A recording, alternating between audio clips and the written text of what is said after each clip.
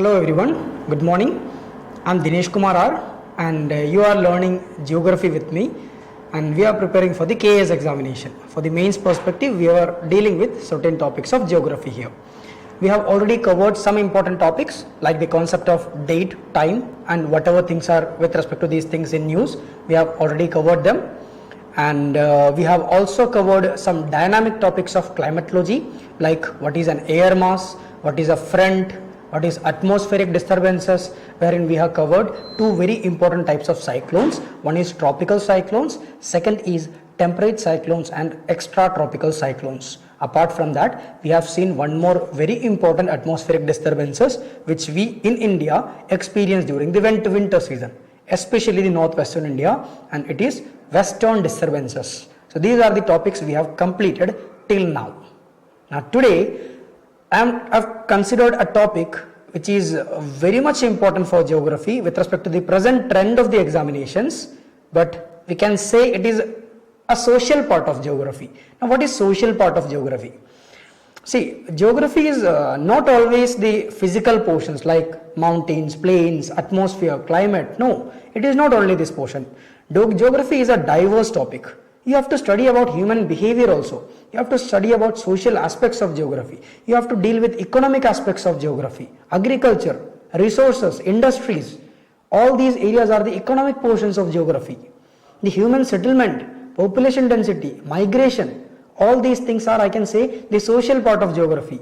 And in the recent trend of these examinations, especially if I talk about the UPSC examinations, in the mains part or maybe in the prelims part also, they are little bit diverting from the conventional parts, that is away, they are moving away from the physical geography portions, and they are including more and more the economic geography, or I can say the social part and the economic part of geography. So these are the relatively more important in the present day world. So yes, definitely we also as we are preparing for the KS examination, which is actually they are trying to conduct it in line with the UPSC examination, so our preparation should also be in that line. So definitely the human geography portion, economic geography portion, these are very much important. So in today's class we will be dealing the social geography part, wherein we will be studying about different aspects of population, different I can say settlement, or I can say population density or migration. So every major issues with respect to population, may it be in a global scale, may it be with respect to India, or especially with respect to Kerala. Now, I won't be giving directly focus to Kerala. Whichever area we require to give more focus to Kerala, we will be dealing with that. But I will be taking it as a major portion as a social geography, wherein I will give you an idea of this global perspective of the topic. Then I will include the Indian perspective, and wherever it is required, I will be adding the Kerala perspective. So in this class, we are going to deal with the social geography with respect to the world, India and Kerala. So let us continue with the slides here first. Let me show what are the topics that we are going to cover in this particular topic. Then we will start the topic gradually. Yes. So this is the topic. It is social geography of world, India and Kerala, if you can see properly. And I hope you know me. This is Dineshkumar. So you can follow me on the below Telegram channel so that you get the updates about my notes and all these particular things here. Now these are the topics that we are going to discuss in this particular class. So what are they? Let me just cover them one by one. So we will start with some very basic concepts. Now what are these basic concepts? There are certain basic terms we will be understanding, very simple terms which you can use in certain areas in the answer writing. Then the second portion we will be dealing with what is J curve and S curve, just a small understanding, 2 minutes. Next, factors influencing distribution of population. Definitely we have to understand the population distribution. If I ask you the basic idea of population distribution, can I say there are various factors apart from the physical factors? Of course, the most prominent one is the physical factor, we know that, right? But apart from that, there are a number of other factors which influence the distribution of population. We will slightly discuss this topic. We will just have an overview of this particular topic. Then we will understand a small topic here. What is demographic transition model? Demographic transition means how the population growth happens, or I can say how the population transition happens from one stage of livelihood to another stage of livelihood. We'll slightly get an idea of this particular thing. After getting this idea of this particular demographic transition, we will understand something known as population problems. So I hope you know what are population problems, right? We will discuss. Now, if I directly ask you here what is population problem, I expect number of answers like population increases may lead to resource crunch, climatic issues, waste disposal issues, slum development, all these things. But please remember, these are generally the one side of the population problem. We have to address two sides of population problem, and I will take to that topic, then you will understand this particular area well. So we will divide that population problems into two different aspects. Next, we will study about migration, and I personally consider migration as a very important topic because we in Kerala is one of the most important state in India, which was actually, I can say, very much famous for its out migration. But in the present trend, if you know, we know that huge amount of in-migration also taking place towards Kerala. So yes, the population changing trends we have to discuss, have a slight idea about Kerala. Now all these above discussed factors, wherever the requirement to consider India and Kerala, we will specifically consider them as examples. So these are the topics that we are going to cover here as a part of social geography. Now please remember, these are all, I can say, I am teaching it as with respect to human geography portion. Okay, that is with respect to social geography portion. But please remember, these are the datas, these are the, I can say, outcomes or results that you can use your other answers also. After completing the topic, you will be understanding how important these topics are in deciding various aspects of population growth, the human development. So not only in geography, you can use these answers in social aspect with respect to economic aspect. So number of other areas in your answer, to improve your quality of the answer, you can use these datas. So consider this as a very important topic with respect to the present trend of the examination. So yes, let us start with the topic. So first topic, as you remember, I mentioned I will be dealing about the first topic, that is some basic concepts. So what are these basic concepts? Just understand the meaning of these three words. What is the three words? They are determinism or environmental determinism, they are possibilism, and they are neo-determinism or stop and go determinism. So let us see what is it. So first thing, determinism. The meaning of determinism or environmental determinism, it says that something determines our life. Something determines our life. So what can determine our life? For example, if I consider the progress of human development, the human beings initially, I can say, they just started as a very primitive one, like I can say Homo sapiens. They were cave dwelling populations. So from there they came out. After that, I can say they were the forest dwellers. They were doing hunting and gathering. To be more specific, നമ്മൾ ആൾക്കാരെല്ലാം ആദ്യത്തെ initial ഫേസിൽ പറയുവാണെങ്കിൽ എല്ലാവരും കാടന്മാരായിരുന്നു. Yes, we are all forest dwelling people, just hunting and gathering. So can I say that is a very primitive stage of human development? So if that is the stage of human development, we are in that primitive stage, can I say there is no major technological advancement in this world? At that time, initial time, there is no major development of technology. See, in എന്തുകൊണ്ടാ നമുക്ക് ഇത്രയും possibilities കൂടുക? Why we can do, or we can just achieve whatever we want to do, we can achieve this particular thing with the help of technology. Technology makes things easier in the present day world. But primitive time, when technology, I can say it was zero in the initial phase. So can I say there was zero possibility of human beings? We have no choices. So who was stronger during that time? It is nature. We used to 100% listen to the nature. The nature would dictate and we would follow. Or I can say the human beings, or basically I can say the man. So here the man means it's not with respect to male or female, no. Man means a humankind. So in this stage I can say man was just a puppet in the hand of nature, like a newborn child and a mother. The mother is your nature, man is just a newborn child. We don't have any possibilities. I can say literally it is zero possibility. Nature dictates. Light illa, right? Sunlight boy, irrittai, kadan oranguva. You don't have anything to do. Morning, sunlight vannu, get up, find out your food. Maja vannu, evidellum caves lo evidellum poi keri irikkuva. You cannot move out. So you don't have any possibilities. Transportation with respect to ayalum, whatever technological aspect ayalum, your possibility is, I can say, zero.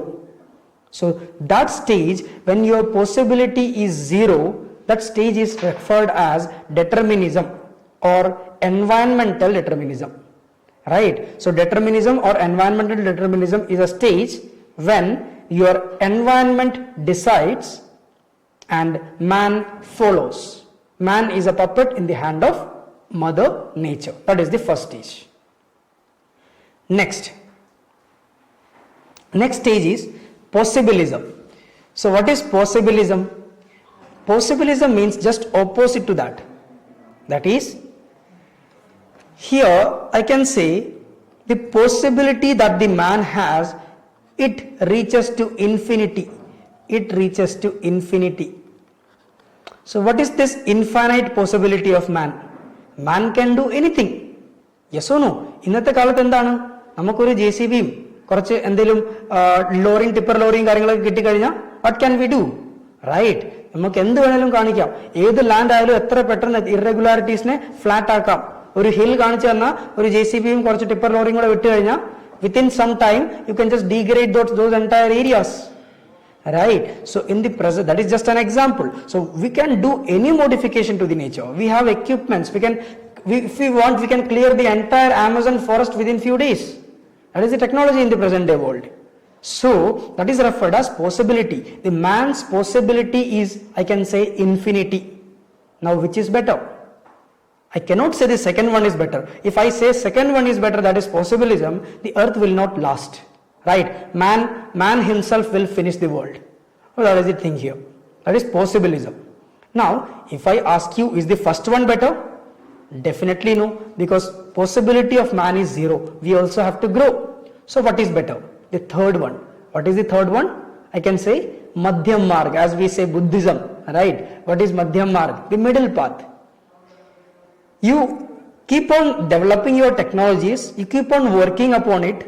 Right? Man needs to develop, but be limited to the dictated rules of the nature.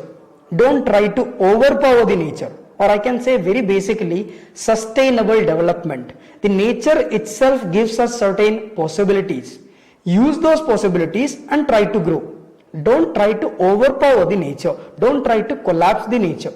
In that way, human beings can sustainably grow, and other animals can sustainably grow, and the coming generations can sustainably grow. So this is the basic concept of the human geography. Right? What is it? The primitive stage of human development. What was it? Now I can divide these stages into three parts. How? Can I say the first stage is determinism, where we were nothing, zero possibilities. Nature was strongest.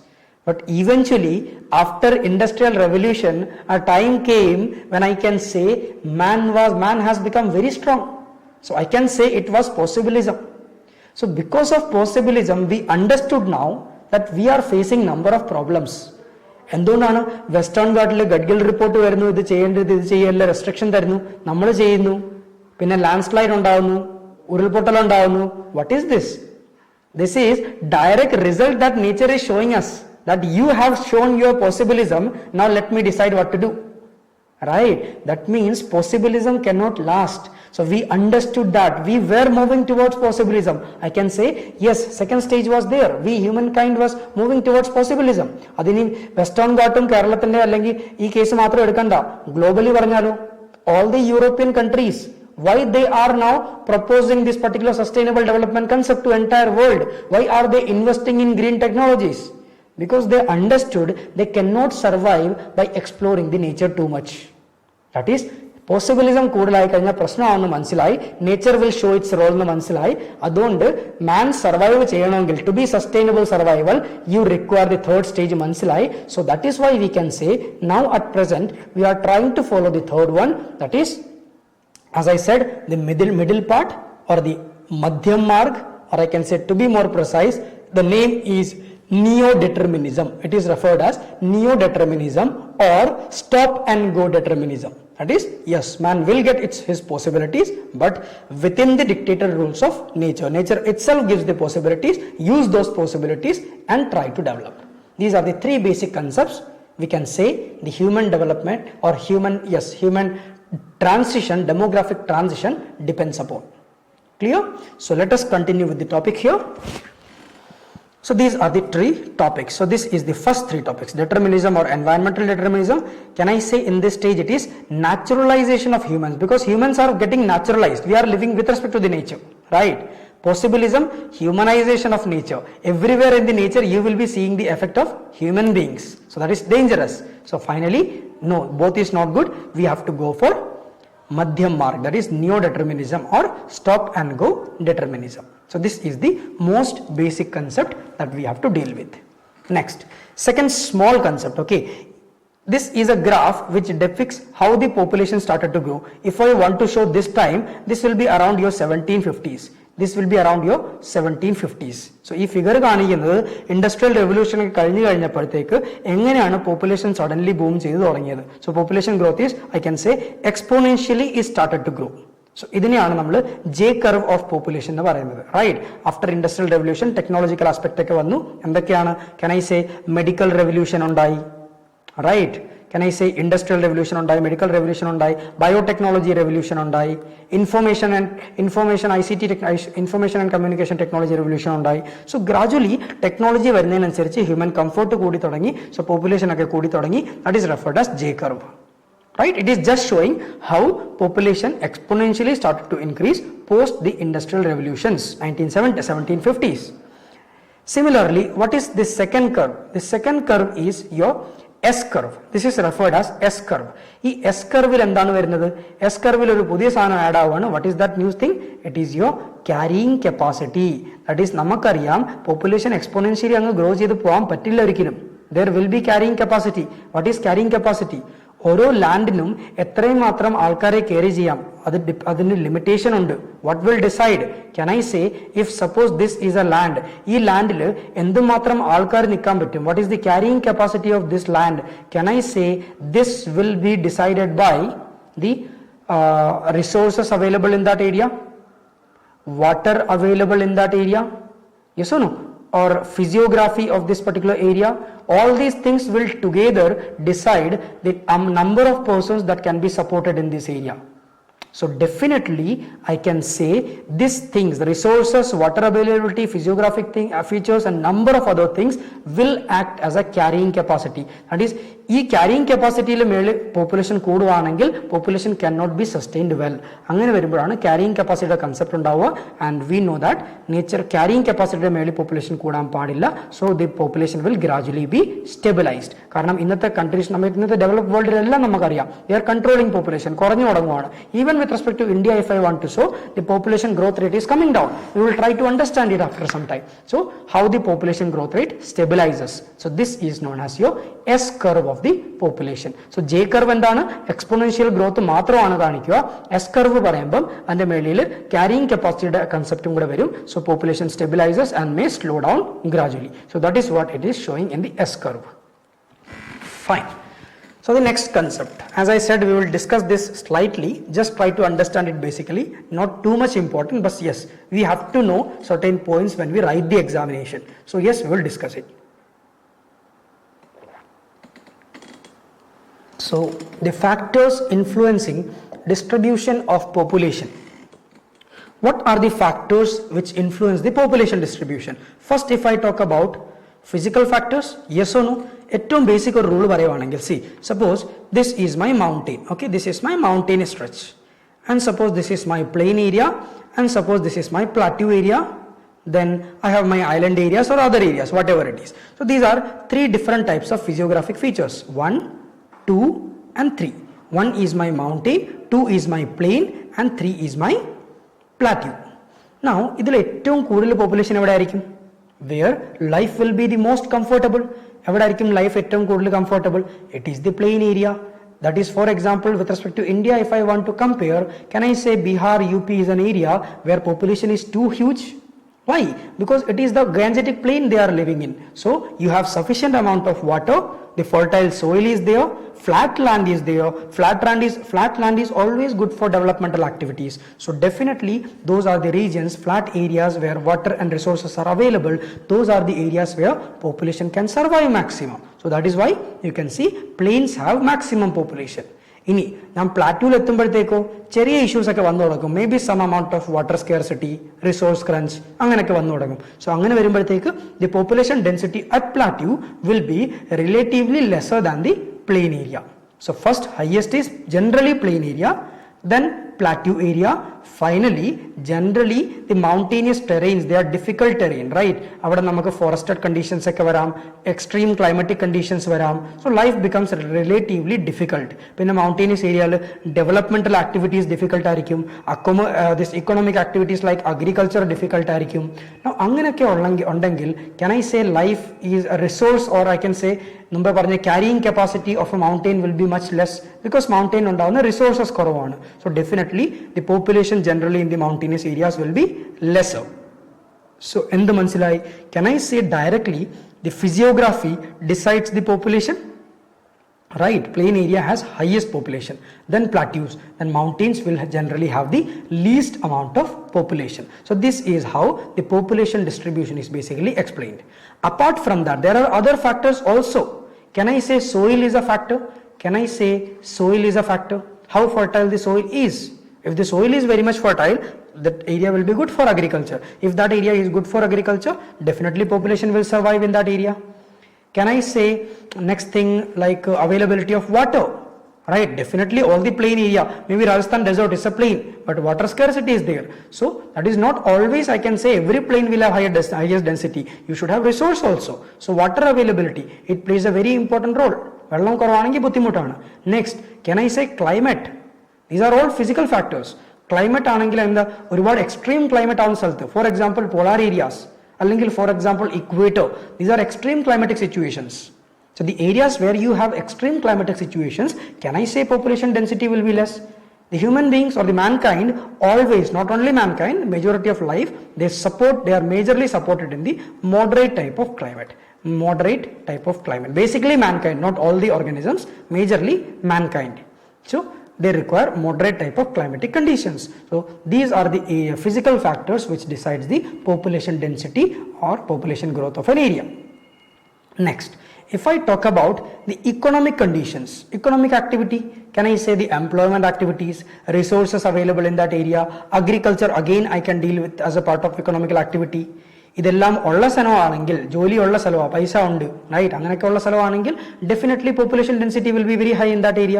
Four example if I want to talk about Mumbai, എന്തുകൊണ്ടാണ് മുംബൈയിൽ population density ഇത്രയും കൂടുക, right? അല്ലെങ്കിൽ ഡൽഹി, എന്തുകൊണ്ടാണ് population density ഇത്രയും കൂടുക? The basic reason for the highest population density in these areas is economic opportunity is very high here, right? So these are the economic factors. What is socio-cultural factors? Human behavior, cultural aspect, right? എല്ലാവർക്കും എല്ലാ സ്ഥലത്തോട്ടും പോകാൻ പറ്റില്ല. See, everybody prefer to live in their own culture. They prefer to live in their own places. എന്തുകൊണ്ടാണ് കേരളത്തിൽ ഇത്ര ആൾക്കാർ പുറത്തു പോകുന്നത്? Because they are not able to live here comfortably. They are not getting opportunity here. അല്ലെങ്കിൽ ഇവിടെ അവർക്ക് readymade ആയിട്ട് ഓപ്പർച്യൂണിറ്റി കിട്ടുവാണെങ്കിൽ ഈ മലയാളീസ് കേരളം വിട്ട് പുറത്തു പോകുമോ? Definitely no. ജനറലി see, എല്ലാവരുടെയും കേസ് അല്ല പറയുന്നത്, but generally can I say population generally will not go out, right? Because they have their own culture in a particular area. Religious aspects are there, right? Caste issues are there. So we have their social culture, food habits. എന്തുകൊണ്ടാണ് പുറത്തുനിന്ന് ആൾക്കാർ കൂടുതൽ ഇവിടെ വരുമ്പോൾ they feel it difficult to live? എന്തുകൊണ്ടാണ് മലയാളീസ് ചില സമയത്ത് north ഇന്ത്യയിലൊക്കെ പോകുമ്പോൾ അവർക്ക് കഴിക്കാൻ നല്ലോണം ഫുഡ് കിട്ടുന്നില്ലെന്ന് പറയുന്നത്? അവിടെ ഫുഡ് ഇല്ലേ? ഉണ്ട്, but you are not getting what you eat generally, right? So there are number of issues. So that is socio-cultural factors. All these things together decides the population distribution of an area. So please remember, the reason for including this topic is, first thing, it is important. Second thing, to make you understand, physical feature is not the only thing that determines the population distribution. There are other aspects also, economic factors, social factors, everything. That means ഒരു question കിട്ടുവാണെങ്കിൽ വെറുതെ these are the following are the factors which is helpful in distribution of population എന്ന് പറഞ്ഞ് 1 2 3 4 എന്ന് എഴുതി തുടങ്ങാതെ you can subdivide them under different categories. Physical factors ഇതാണ്, economic factors ഇതാണ്, socio-cultural factors ഇതാണ്. When you write in subdivisions, the quality of your answer becomes better. You can fetch more marks. So these are the factors controlling the population distribution. Next, we will be discussing a small theory that is referred as demographic transition model. Just കുറച്ച് മനസ്സിലാക്കിയാൽ മതി, ഒരുപാട് details ആവശ്യമില്ല ഈ theory. Just to understand, to make you understand the trend of population. അത് മനസ്സിലായാൽ മാത്രമേ നമുക്ക് പോപ്പുലേഷന്റെ പ്രോബ്ലവും കാര്യങ്ങളും മനസ്സിലാവുള്ളൂ. So we will just try to understand this theory a bit. So yes, we will start with the demographic transition model.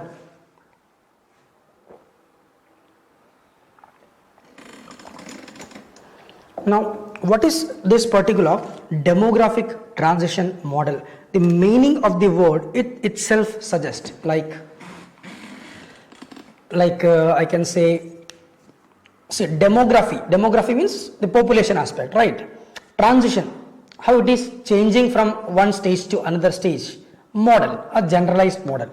ഇനി ഈ human ബീയിങ്ങിന്റെ ലൈഫിന്റെ അല്ലെങ്കിൽ പോപ്പുലേഷൻ മോഡൽസ് ചോദിക്കുവാണെങ്കിൽ there are number of theories in population geography. If you want to talk about the population transition models, there are number of models, number of theories which explains the population growth, population explosion, all these things. But generally the most accepted one is this one that is referred as the demographic transition theory. Now what is demographic transition theory? The demographic transition model actually. Now this model suggests that it divides the entire life form or human lifespan. I'm not talking about an individual human lifespan. It is from the origin of the human beings. That is maybe the initial Homo sapiens. So from that time period, they just consider or divide the entire man's life into 5 different stages. Right? 5 different stages. Now what are these 5 different stages? They say that in the first stage, human beings are very much in its primitive nature. I hope you remember what is determinism. In that case, we have 0 possibilities. Human beings are in their primitive stage of life. That is, we are just forest dwelling population. ആ സമയത്ത് എന്തായിരിക്കും മാൻകൈൻഡിന്റെ situation? Can I say when we don't have any possibilities, we are just equal to animals? വേറെ ഒരു മാറ്റമില്ല. We are just similar to animals in that case, right? So if that is the case, can I say the birth rate of the human beings അല്ലെങ്കിൽ human population will be very high? Definitely population growth നല്ലോണം കാണും, birth rate. അതേപോലെ can I say death rate will be also very high? Birth rate മാത്രമല്ല, death റേറ്റും very high ആയിരിക്കും. ഇപ്പൊ എന്താണ്, ഒരു അസുഖം വരുവാണെങ്കിൽ ഹോസ്പിറ്റൽസ് ഉണ്ട്, കൊണ്ടുപോകാൻ സ്ഥലമുണ്ട്. നേരത്തെ അങ്ങനെ ആയിരുന്നു അല്ല. പ്രിമിറ്റീവ് സമയത്ത് you don't have any medical advancement. So definitely death will also be very high.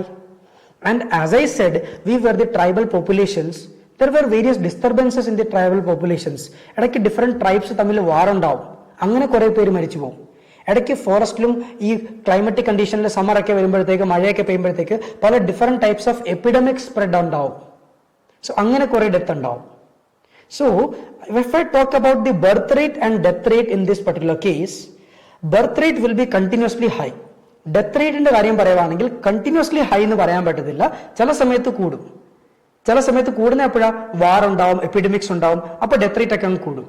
പിന്നെ ചില സമയത്ത് ഡെത്ത് റേറ്റ് ഒന്ന് കുറയും, വീണ്ടും കൂടും. So it will be relatively fluctuating. So first സ്റ്റേജിൽ എനിക്ക് എന്ത് പറയാം, my birth rate remains very high, death rate also high but not fixed. It is just shifting up and down, changing up and down. Sometimes increases, sometimes decreases. So ideally, if I say my birth rate കൂടുതലാണ്, death റേറ്റും കൂടുതലാണ്, that means എന്താണ്, പ്ലസും കൂടുതലാണ് മൈനസും കൂടുതലാണ്. That means population increase ഉണ്ടാവുമോ? So there is no population increase. കാരണം പുതിയ വരുന്ന പോലെ തന്നെ പഴയ ആൾക്കാർ പോകുന്നുണ്ട്. So your population is balanced. So I can say in this primitive stage of human population നമ്മുടെ population growth is very less. So human population is stable. Growth ഒന്നുമില്ല, it is stable because of high birth rate and high death rate. Right. ഇനി എന്താ സംഭവിക്കുന്നത്, gradually as time passes by what happened, man slightly improves. Improve എന്ന് പറയുമ്പോൾ എന്താ, കുറച്ച് നമ്മുടെ നാട്ടുവൈദ്യന്മാരൊക്കെ ഇറങ്ങി വരും. So some medical advancement will be having ദിയോ. So because of this medical advancement എന്ത് സംഭവിക്കാം, the death rate can come down. Death rate കുറയുവാണെങ്കിൽ ഇനി can I say simultaneously birth rate will come down? Can I say so? Definitely no. Definitely no. Population birth rate കുറയുവാണെങ്കിൽ it is not that easy. I will talk about it. Please wait. But death rate കുറയും because we have the improvement in the medical aspect. So medical technologies വന്നു കഴിയുമ്പോൾ death rate കുറഞ്ഞു തുടങ്ങും. Death rate കുറഞ്ഞു, but birth rate കുറയുന്നില്ല. എന്തുകൊണ്ടാണ് birth rate കുറയാത്തതെന്ന് ചോദിച്ചു കഴിഞ്ഞാൽ to have a change in the birth rate, it takes generations. It takes generations.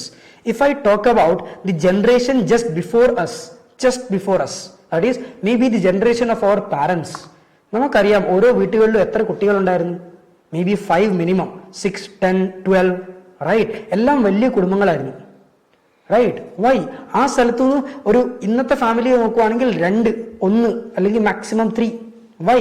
Because ആ ജനറേഷൻ മാറിയപ്പം ആൾക്കാരുടെ തിങ്കിങ് കപ്പാസിറ്റി മാറി, ബിഹേവിയർ മാറി, ടെക്നോളജീസ് മാറി. സോ ആ ബിഹേവിയർ മാറിയപ്പം പോപ്പുലേഷൻ ഗ്രോത്ത് റേറ്റ് കുറഞ്ഞു തുടങ്ങി. ഇപ്പോൾ എല്ലാവരും പ്രിഫർ ചെയ്യുന്നത് സ്മോളർ ഫാമിലീസ്.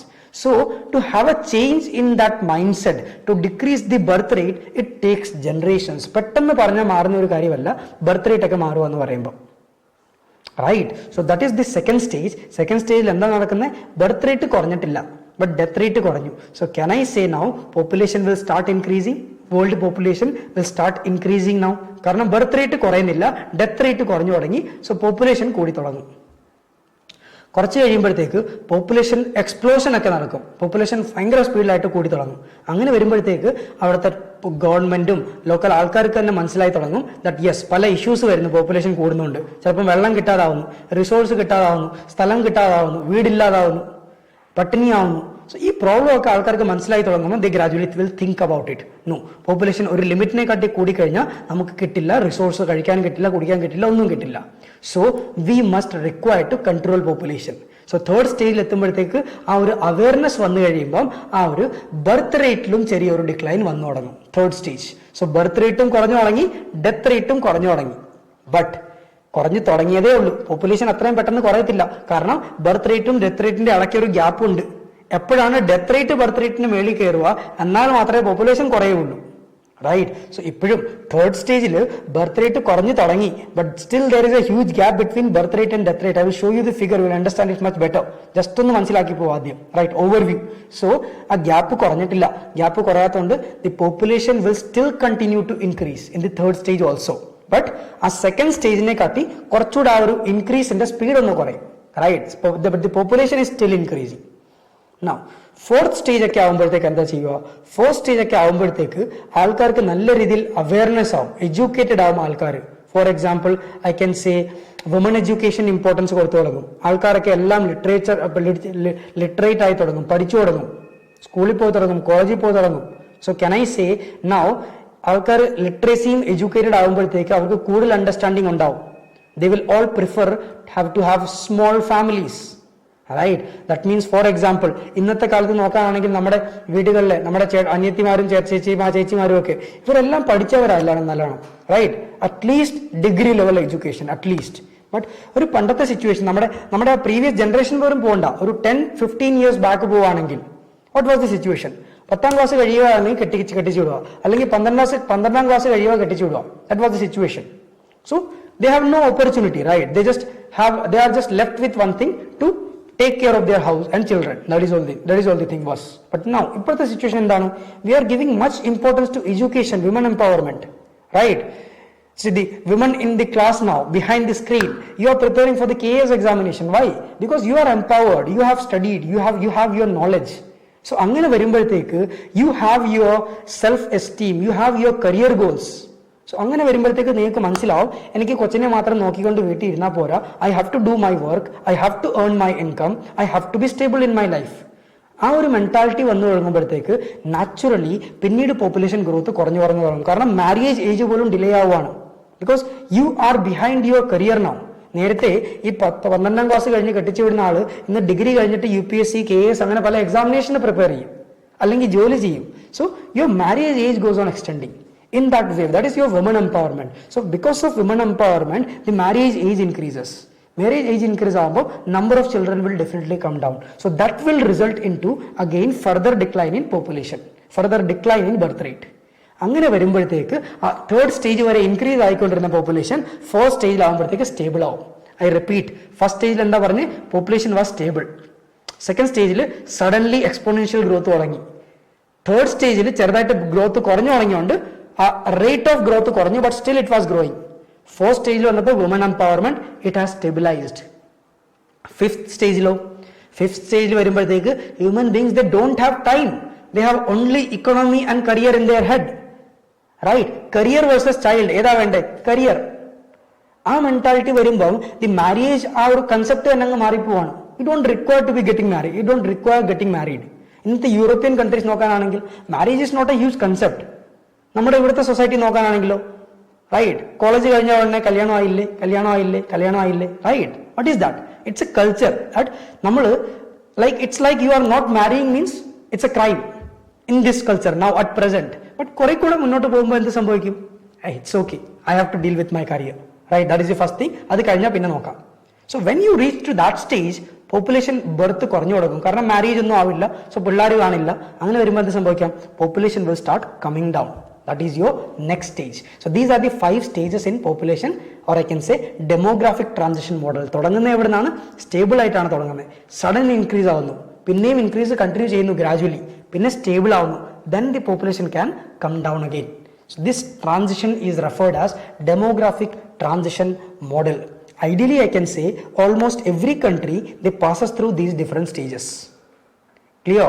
ഇത് ഇത്രയും പറയാൻ കാരണം എന്താ? Because we have to compare where we stand as India and especially where we stand as Kerala.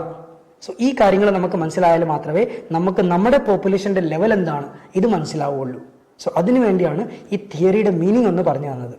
So let us just check this slide here. ആ ഇമേജ് ഞാനൊന്ന് കാണിച്ചു തരാം. ആ ഇമേജ് കാണുമ്പോൾ നിങ്ങൾക്ക് ആ ഗ്രാഫിനെ കുറിച്ച് മനസ്സിലാവും. ആ ഗ്രാഫിനെ കുറിച്ച് കാണുമ്പോൾ ഞാൻ ഈ പറഞ്ഞു തന്ന കാര്യങ്ങൾ ഇപ്പോൾ കുറച്ചുകൂടെ ക്ലിയർ ആവും. So yes, let us check the graph here. So in this graph, demographic transition model, can you see the top line which shows birth rate, and simultaneous to that birth rate can you see another one, that is death rate. So what is that? It is clearly indicating at this initial stage the birth rate and death rate both are very high. When birth rate and death rate both are very high, can you see ഇതാണ് നമ്മുടെ birth rate ഞാൻ പറഞ്ഞു വന്നത്. This is my birth rate in the line, this is my death rate in the line. Now please remember, death rate in the line കുറച്ചുകൂടെ better. ഇങ്ങനെ straight line കാണിക്കുന്നതിനെക്കാട്ടിലും നല്ലത് it would have been better if we show it like this. This is better. Okay, so അങ്ങനെ കാണിക്കാം. It's okay, no need. ഇങ്ങനെ കാണിക്കാം, that is better. That is fluctuating. Death rate ചിലപ്പം കൂടുന്നു, ചിലപ്പം കുറയുന്നു, ഞാൻ പറഞ്ഞിരുന്നു. So both high ആവുമ്പം population growth ഉണ്ടാവില്ല. So population becomes stable here, stagnant here. പിന്നീട് എന്താ സംഭവിക്കുന്നത്? You can see here death rate starts to come down faster. Death rate കുറഞ്ഞു തുടങ്ങി. ഡെത്ത് റേറ്റ് കുറഞ്ഞു, ബട്ട് ബർത്ത് റേറ്റ് കുറയാൻ എന്ത് വേണം? ബിഹേവിയറൽ ചേഞ്ച് വേണം. കുറയുന്നില്ല. സോ എന്ത് സംഭവിച്ചു? ഗ്യാപ്പ് ഒരുപാട് കൂടുതലാണ് ബർത്ത് റേറ്റും ഡെത്ത് റേറ്റും തമ്മിൽ. സോ പോപ്പുലേഷൻ പെട്ടെന്ന് ഗ്രോ ചെയ്തു തുടങ്ങി. ഇവിടൊക്കെ എത്തുമ്പോഴത്തേക്കാണ് നമ്മൾ ഈ സ്റ്റേജിനാണ് പോപ്പുലേഷൻ എക്സ്പ്ലോഷൻ എന്നൊക്കെ പറയുക. This stage I can say that is the transition between second stage and third stage. I can say this is referred as the population explosion. ഇനി തേർഡ് സ്റ്റേജിൽ എത്തിയപ്പോഴത്തേക്ക് എന്താ സംഭവിച്ചു? കുറച്ച് അവയർനെസ് ഒക്കെ വന്നു തുടങ്ങി. So birth rate starts to come down.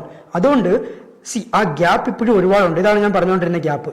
Birth rate and death റേറ്റിന്റെ ഇടയ്ക്കുള്ള ഗ്യാപ്പ് ഉണ്ട്. ആ ഗ്യാപ്പ് നിൽക്കുന്നതുകൊണ്ട് population still continues to increase.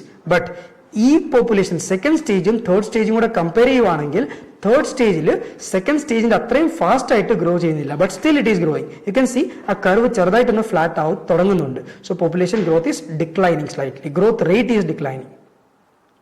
After that can you C death rate ഒരുപാട് അങ്ങ് താന്നു തുടങ്ങി. കാരണം വുമൺ എംപവർമെന്റും കാര്യങ്ങളൊക്കെ ഉണ്ടായി. സോ ഡെത്ത് റേറ്റ് ഒരുപാട് കുറഞ്ഞു തുടങ്ങി ആൻഡ് ബർത്ത് റേറ്റും ഒരുപാട് കുറഞ്ഞു തുടങ്ങി. ഇത് രണ്ടും കുറഞ്ഞു തുടങ്ങിയപ്പം പോപ്പുലേഷൻ ബിക്കെയിം ഓൾമോസ്റ്റ് സ്റ്റേബിൾ ആണ്. സ്ട്രേറ്റ് ലൈനായി തുടങ്ങി. So population became stable. Last സ്റ്റേജിൽ I can say there can be birth rate can eventually come down. ഇവിടം വരെ എത്താം. ഞാൻ ഈ ഗ്രാഫിലോട്ട് പോകുന്നില്ല. This is another aspect. ഇങ്ങോട്ട് പോകണ്ട. So birth rate if it's come down, death rate increase ആവുന്നത്. ദാറ്റ് ഈസ് ഇന്നത്തെ പ്രസന്റ് യൂറോപ്യൻ കേസ് അങ്ങനെ തന്നെയല്ലേ? യൂറോപ്യൻ കേസിൽ പല വീട്ടിലും പോയി നോക്കി കഴിഞ്ഞാൽ പ്രായമുള്ളവർ മാത്രമേ ഉള്ളൂ അവിടെ. ചെറുപ്പക്കാരവിടെ കുറവാണ്. സോ പ്രായമുള്ളവർ കൂടുതലാകുമ്പോൾ ഡെത്ത് റേറ്റ് കൂടും. സോ ഡെത്ത് റേറ്റ് ബർത്ത് റേറ്റിനെ കാട്ടി കൂടി വരുന്ന ഒരു സിറ്റുവേഷൻ വന്നു കഴിഞ്ഞാൽ what can happen? The population will start coming down. But ഇവിടം വരെ എത്തത്തില്ല. ഇവിടം വരെ എത്തുമ്പോഴത്തേക്ക് വീണ്ടും നമുക്ക് അവയർനെസ് ഉണ്ടാവും. യെസ്, ബർത്ത് റേറ്റ് ഒക്കെ ഇംപ്രൂവ് ചെയ്യണം. സോ അങ്ങനെ വരുമ്പോഴത്തേക്ക് വീണ്ടും നമ്മൾ വേറെ പോളിസീസ് കൊണ്ടുവരും and again population will start increasing. That is how life will sustain. So this theory is referred as demographic transition model. Now in this theory, now I am going to compare India and Kerala, right? I am going to compare India and Kerala. If you ask me, where do India lie in this theory, in this model? So if I talk about the official figure, officially I can say India is still here in the third stage. ഇനി first സ്റ്റേജിൽ ആരായിരിക്കും? First സ്റ്റേജിൽ ആരെങ്കിലും ഉണ്ടോ ഇന്നത്തെ കാലത്ത് first സ്റ്റേജിൽ? Right, definitely yes. ആരൊക്കെ ആയിരിക്കും ഫസ്റ്റ് സ്റ്റേജിൽ ഉണ്ടാവുക? Can I say ഇന്നത്തെ കാലത്തും പല ലൊക്കേഷനിലും വേരിയസ് ട്രൈബ്സ് ഉണ്ട്. Like for example I can say നമ്മുടെ ഇന്ത്യയിലെ കേസ് പറയുകയാണെങ്കിൽ ആൻഡമാൻ നിക്കോബാർ സെന്റിനലീസ് കേട്ടിട്ടുണ്ടാവും. They were in news last year, right, 2 years back I guess, right? So yes, definitely there are tribes. Those are in the first stage. ഇന്നത്തെ പല African countries they are in the second stage. Most of the poor African countries, they are experiencing population explosion now. They are in the second stage. India officially പറയുവാണെങ്കിൽ it is in third stage. But I can say we are in a transition between 3 and 4th. ആ trend നോക്കുവാണെങ്കിൽ നമുക്ക് മനസ്സിലാവും നമ്മൾ ഏകദേശം 3 നിന്ന് 4ലോട്ട് പോകാൻ ഉള്ള ട്രാൻസിഷൻ സ്റ്റേജിലാണ്. ബട്ട് ഒഫീഷ്യൽ ഫിഗർ നമ്മളിപ്പോഴും നമ്മൾ ഈ ഒരു സ്റ്റേജ് 3 തന്നെയാണ്. സ്റ്റേജ് 3ൽ കയറി എന്നാണ് ചോദിച്ചു കഴിഞ്ഞാൽ പ്രോപ്പർലി പറയാനാണെങ്കിൽ ഇറ്റ് ഈസ് 1981 സെൻസസ് ആണ് നമുക്ക് മനസ്സിലാക്കി തന്നെ that we have entered in to the third stage. But officially നമ്മൾ ഇതിനെ പറയുന്നത് ഇൻ 2001 നമ്മൾ പറയുന്നത് that we have entered in to third stage. കാരണം ഒരു 2 വർഷം രണ്ട് ഡിക്കേഡും കൂടെ നമ്മൾ ചെക്ക് ചെയ്തു. Is the population still declining? കാരണം ഒരു വട്ടം കുറഞ്ഞു, അപ്പം നമ്മൾ പറഞ്ഞു ദാറ്റ് we have entered in to third സ്റ്റേജ്. അടുത്ത സെൻസസ് എടുത്ത് നോക്കിയപ്പോൾ വീണ്ടും പോപ്പുലേഷൻ കൂടി പോയാലും right, the figure will go wrong. So അതുകൊണ്ട് ഒരു 2 ഡിക്കേഡും കൂടെ ചെക്ക് ചെയ്ത് കഴിഞ്ഞിട്ട് 2001 നമ്മൾ ഡിക്ലെയർ ചെയ്തത് that we are in the third stage. So officially we are in the third stage now. But if I specifically ask you about Kerala, can I say we in Kerala, we have crossed third stage? So this is a proper comparison, India versus Kerala now, right? Definitely, right? നമ്മുടെ കേരളത്തിൽ എങ്ങനെയാ population growth കുറവല്ലേ? ഒരു വീട്ടിൽ ഒരാൾ 2 ആൾ അത്രയൊക്കെയല്ലേ ഉള്ളൂ. So population is stable with respect to Kerala. കൂടുന്നുണ്ടെങ്കിൽ it is different aspect now, baby with respect to migration. But if I talk about birth rate and death rate, the population of Kerala, I can say it has largely stabilized in the present day world. I hope things are very much clear here. Popular Kerala, I can say officially നമ്മൾ പറഞ്ഞില്ലെങ്കിലും we are somewhere in the 4th stage. അതാണ് ഇത്രയും woman എംപവർമെന്റും കാര്യങ്ങളുള്ളത്. നമ്മുടെ കേരളത്തിൽ ഒരു വീട്ടിലും ഇല്ലല്ലോ പെൺകുട്ടികൾ പഠിക്കാത്തത്. ബട്ട് നോർത്ത് ഇന്ത്യ പോയി കഴിഞ്ഞാൽ ഇപ്പോഴും അങ്ങനെയല്ല. there are number of other states where female education is still they are devoid of this particular education system, right? So we can say yes, Kerala, we are a little bit advanced in it. We are somewhere in the stage 4. ഇനി stage 4ലുള്ള countries ഏതാണ്? I can say China is in stage 4. Even United States they are in stage 4, right? ഇനി 5th stage ആരാണ്? 5th stage ആണെങ്കിൽ I can say Germany, UK, അങ്ങനത്തെ കുറച്ച് developed western European countries, ആദ്യമേ developed ആയ ആ countries, they are I can say they are in the 5th stage of demographic transition. So this is known as my demographic transition model, how the population shifts from one side to another. ആദ്യം population stable ആയിരുന്നു, കുറവായിരുന്നു. രണ്ടാമത് വീണ്ടും stable ആയി, but അത് high population ആണ്. പിന്നീട് ഒരു ഡിക്ലൈൻ സ്റ്റേജിലോട്ട് എത്താം. So this is referred as population demographic transition model. എങ്ങനെയാണ് ഡിപ്പെൻഡ് ചെയ്യുന്നത്? Can I say this transition model directly depend on the level of technological development. Level of technological development അല്ലേ? ഇന്നത്തെ കേസിലോ ടെക്നോളജിക്കൽ ഡെവലപ്മെന്റ് ഒരുപാട് advanced ആയി. So that is how we are gradually improving and how the population changing trend is we can see now. So this is your demographic transition model. Let me show you 2 more slides here.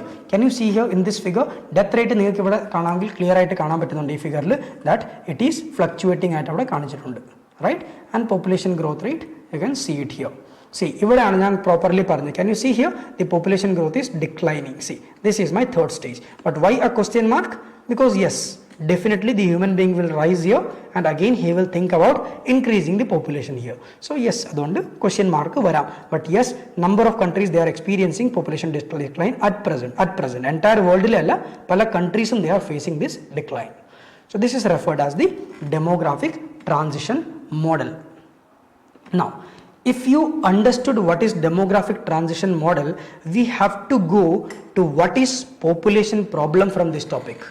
Let us try to understand what is population problem. So when I talk about population problem, from this figure that we have studied, I can say there can be two basic types of population problem. There can be two basic types of population problem. And the first basic problem എന്ന് പറയുമ്പോൾ, can I say first one, if we are or when we are in stage 2 or stage 3? എന്തായിരുന്നു stage 2 ഉം stage 3 ഉം? Population കൂടുമായിരുന്നു. Or in between I can say there was a stage known as there was a I can say sub stage known as population explosion. The transition between 2 and 3, it was population explosion. Now ഈ population explosion അല്ലെങ്കിൽ sudden increase on the population, what does that mean? That mean the population is tremendously increasing, you are going to face different resource crisis. വെള്ളം കിട്ടാതെ വരും, food കിട്ടാതെ വരും, resources കുറഞ്ഞു വരും. So population is increasing, so definitely that is a problem. So can I say first problem is increasing population. Population beyond a certain limit എത്തിക്കഴിഞ്ഞാൽ നമുക്കറിയാം, we have studied something known as carrying capacity. Population cannot rise beyond carrying capacity.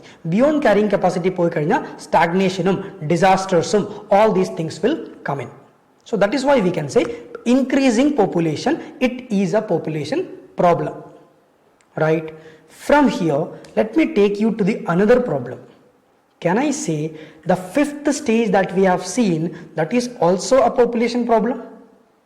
That means declining population is also a population problem. Definitely yes. See, ഇന്നത്തെ ഒരു കൺട്രിയിലെ economy grow ആവണമെങ്കിൽ എന്ത് വേണം? ഈ require proper work force. വേണ്ടത്രയും work force ഇല്ലെങ്കിലോ? ഇന്ന് work ചെയ്യുന്ന ആൾക്കാരെല്ലാം പ്രായമുള്ളവരാണ്, അവർ റിട്ടയർ ആവാൻ പോവാണ്. അവർ റിട്ടയർ ആവുമ്പം അവരെ റീപ്ലേസ് ചെയ്യാൻ പുതിയ ജനറേഷൻ വരുന്നില്ലെങ്കിലോ? ആ ഇക്കോണമിയുടെ വർക്ക് കുറയുമല്ലേ? ഇക്കോണമിയുടെ വർക്ക് കുറയുവാണെങ്കിൽ ഗ്രോത്ത് കുറയുമല്ലേ? Can a country afford declining its growth? Definitely no. So can I say the fifth stage where you are not going to get the replacement rate? What is the replacement rate? ഇന്ന് ജോലി ചെയ്തുകൊണ്ടിരിക്കുന്ന ആൾക്കാരെ replace ചെയ്യാനുള്ള population താഴ്ന്നു വരുന്നില്ലെങ്കിൽ, I can say there is less replacement rate is lower. So if my replacement rate is lower, can I say that is also a population problem, right? So that means അതാണ് ഞാൻ ആദ്യം പറഞ്ഞത് തുടങ്ങിയപ്പം, that we have two types of population problem. Increasing is also a problem, decreasing is also a problem. It should be stable somewhere, right? അത്രയും ഒരു maintain ചെയ്ത് പോകാൻ പറ്റും ഇക്കോണമിയിൽ, that is good. For example now, what will you do in such a case of problem? I have said we have two problems, right? One is overpopulation is a problem, second is declining population, that is also a problem. These are two problems. Now what to do with it? That means what are the solutions to it? So a solution എന്ന് പറയുന്ന പേരുകളാണ്. First one policy is referred as anti-natalism or anti-natalist policy. Second is pro-natalist policy. Anti-natalist and pro-natalist. Natalism, എന്താണ് natal? Something related to birth. Anti-natal, against the birth. Pro-natal, supporting the birth, right? So what is the solution of overpopulation? So can I say the countries which are facing overpopulation or sudden increase in population, they will follow anti-natalist policies. That is, they will try to curb their birth rate, they will try to decline their birth rate.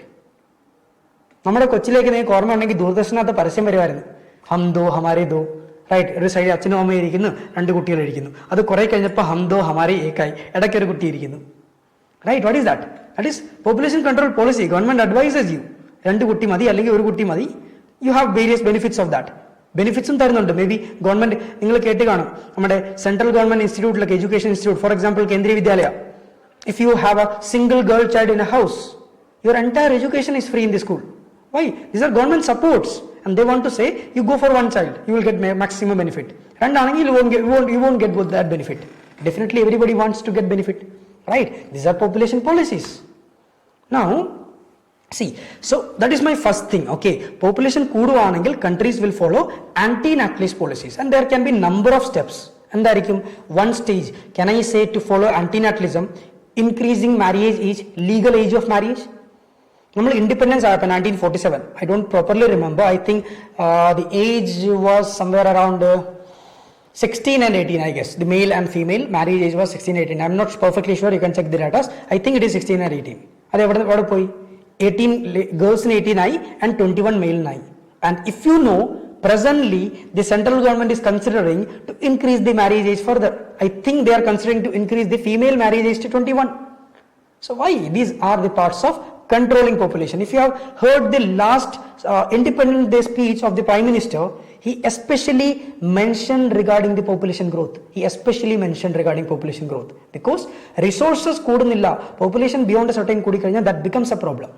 Right? So that is a major concern. So these countries will follow the policy which can decline the population known as anti-natalist policy. Adilonnana increasing marriage age, pala benefit, health benefits kodukku angana pala karyangalu. Right? Now, those countries which are facing declining population, and an example varayavaണെങ്കിൽ, can I say if our country, suppose we don't have replacement ratio, that is ivide work cheyananilla, can I say we will import them? Or I can say we will support in-migration then. അല്ലേ, ഇവിടെ ആൾക്കാർ work ചെയ്യാനില്ലെങ്കിൽ എവിടെ നമ്മൾ കൊണ്ടുവരും? നേപ്പാളിൽ നിന്ന് ആൾക്കാരെ ഇങ്ങോട്ട് കൊണ്ടുവരും, ബംഗ്ലാദേശിൽ നിന്ന് ആൾക്കാരെ ഇങ്ങോട്ട് കൊണ്ടുവരും, ശ്രീലങ്ക ഇങ്ങോട്ട് കൊണ്ടുവരും, പാകിസ്ഥാനിൽ നിന്ന് കൊണ്ടുവരില്ല. Right, okay, leave it. So yes, different part of the വേൾഡിൽ നിന്ന് നമ്മൾ പോപ്പുലേഷനെ അട്രാക്ട് ചെയ്യും. Can I say this is happening now in this world, in the present day world? എന്തുകൊണ്ടാണ് നമ്മുടെ നാട്ടിൽ നിന്നൊക്കെ ആൾക്കാരെല്ലാവരും, കൂടുതലും ആൾക്കാർ ഇപ്പം UK പ്രിഫർ ചെയ്യുന്ന ഒരുപാട് പേര് എഡ്യൂക്കേറ്റഡ് ആൾക്കാർ? റൈറ്റ്. എന്തുകൊണ്ടാണ് ഒരുപാട് പേര് ഇപ്പോൾ ഓസ്ട്രേലിയ പോയിക്കൊണ്ടിരിക്കുന്നത്, കാനഡ പോയിക്കൊണ്ടിരിക്കുന്നത്? The reason is they are attracting us because അവരുടെ പോപ്പുലേഷൻ കുറവാണ്. They are facing declining population, they require population to work. But yes, definitely certain categories. So they are attracting them, they are giving better benefits. So definitely we are getting attracted because they require us. അല്ലാതെ നമ്മൾക്ക് ഇത്രയും വലിയ aim ആയിരുന്നു, നമുക്ക് അവിടെ പോയി കഴിഞ്ഞ് ഇതാണ് നമ്മളെ നന്നാക്കണം, അത് പറഞ്ഞല്ല അവരുടെ main aim. The main aim is they don't have people to work. എന്തുകൊണ്ടാണ് നമ്മുടെ നാട്ടിൽ നിന്ന് ഇത്രയും ഹെൽത്ത് കെയർ പ്രൊഫഷണൽസ് പുറത്തോട്ട് പോവുക? Because they are in demand. Their countries don't have that. അവർക്കത് ഉണ്ടാക്കാൻ പറ്റത്തില്ലെന്നാണോ? അതുമല്ല, maybe their population is less in that part. So they don't have that. So angana pala issues. Their visa norms. Now if I talk about the US visa norms. US visa norms atrayum pettananu. Nammalipo UK ettan etra eluppanu, Canada, Australia ettan etra eluppanu, US il ettan etra eluppanu? Definitely no. The process becomes more tedious. Why? They are still in the fourth stage. Avarka population oru problem aayittu thonnitilla iduvare. They have their own population. Pinne avaru edukkunna areയാണ് the best among others. Avaru edukkunnundu. Because they also need to grow. So these are the things. So their visa norms, they are part of their pro-natalist policies. They encourage birth rates. You might have heard about ഈ പറഞ്ഞ European കൺട്രീസിൽ you have maternity leave ഒരുപാട് കൂടുതലാണ്. രണ്ടാമത്തെ കുട്ടി ഉണ്ടാവുകയാണെങ്കിൽ വീണ്ടും കൂടുതൽ കിട്ടും മാറ്റർണിറ്റി ലീവ്. പ്ലസ് പാറ്റർണിറ്റി ലീവ് ഉണ്ട്, ഫാദേഴ്സിനും കുട്ടിയെ നോക്കാൻ വേണ്ടി ലീവ് ഉണ്ട്. Right? What is this? So these are supporting to increase their population. So I can understand, if we understand the demographic transition model, we can understand there can be two types of basic problems associated with the population. One is declining population, and those countries must establish anti-natalist policy. Second is first is increasing population.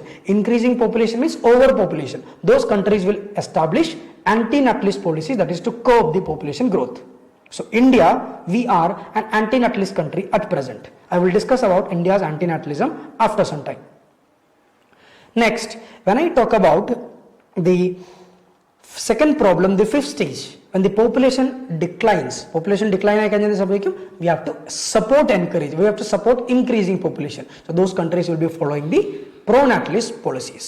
So this is something referred as your demographic transition model, and therein the population problems. You can check the slides here. So this was our demographic transition model, and you can see these are the population problems. I can have two types of population problems. One is overpopulation with anti-natalism as the policy.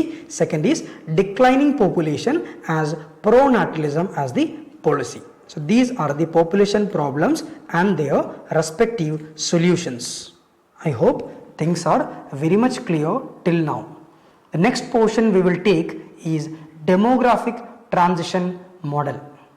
Now I will cover this topic with respect to certain case of India also. So yes, we will understand this particular topic after some time.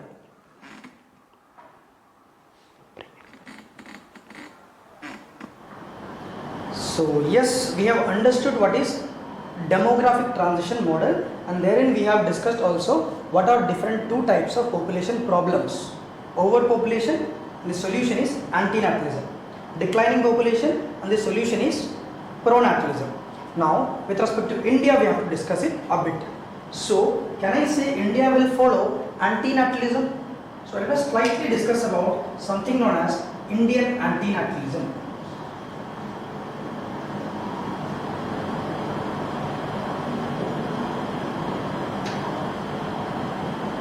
So, what is Indian antinatalism? It is the antinatalist policy that has been, I can say, used by, or the policy that is established by India, right? Or I can say implemented by India to be more proper. So, what is this policy? If you ask me when did we start in India this antinatalist policy? So India started it immediately after independence itself. Namakku independence kazhinjappode manasilayi thodanggi the population growth is going beyond a certain limit, so we need to control it. So we started it after the independence itself. But if I want to discuss these stages properly, my antinatalist policies can be defined into around 3 stages. The policy, I am talking about the policy. The policy can be defined in 3 stages. Now what are these 3 stages? First stage, I can say it can be the voluntary phase. It can be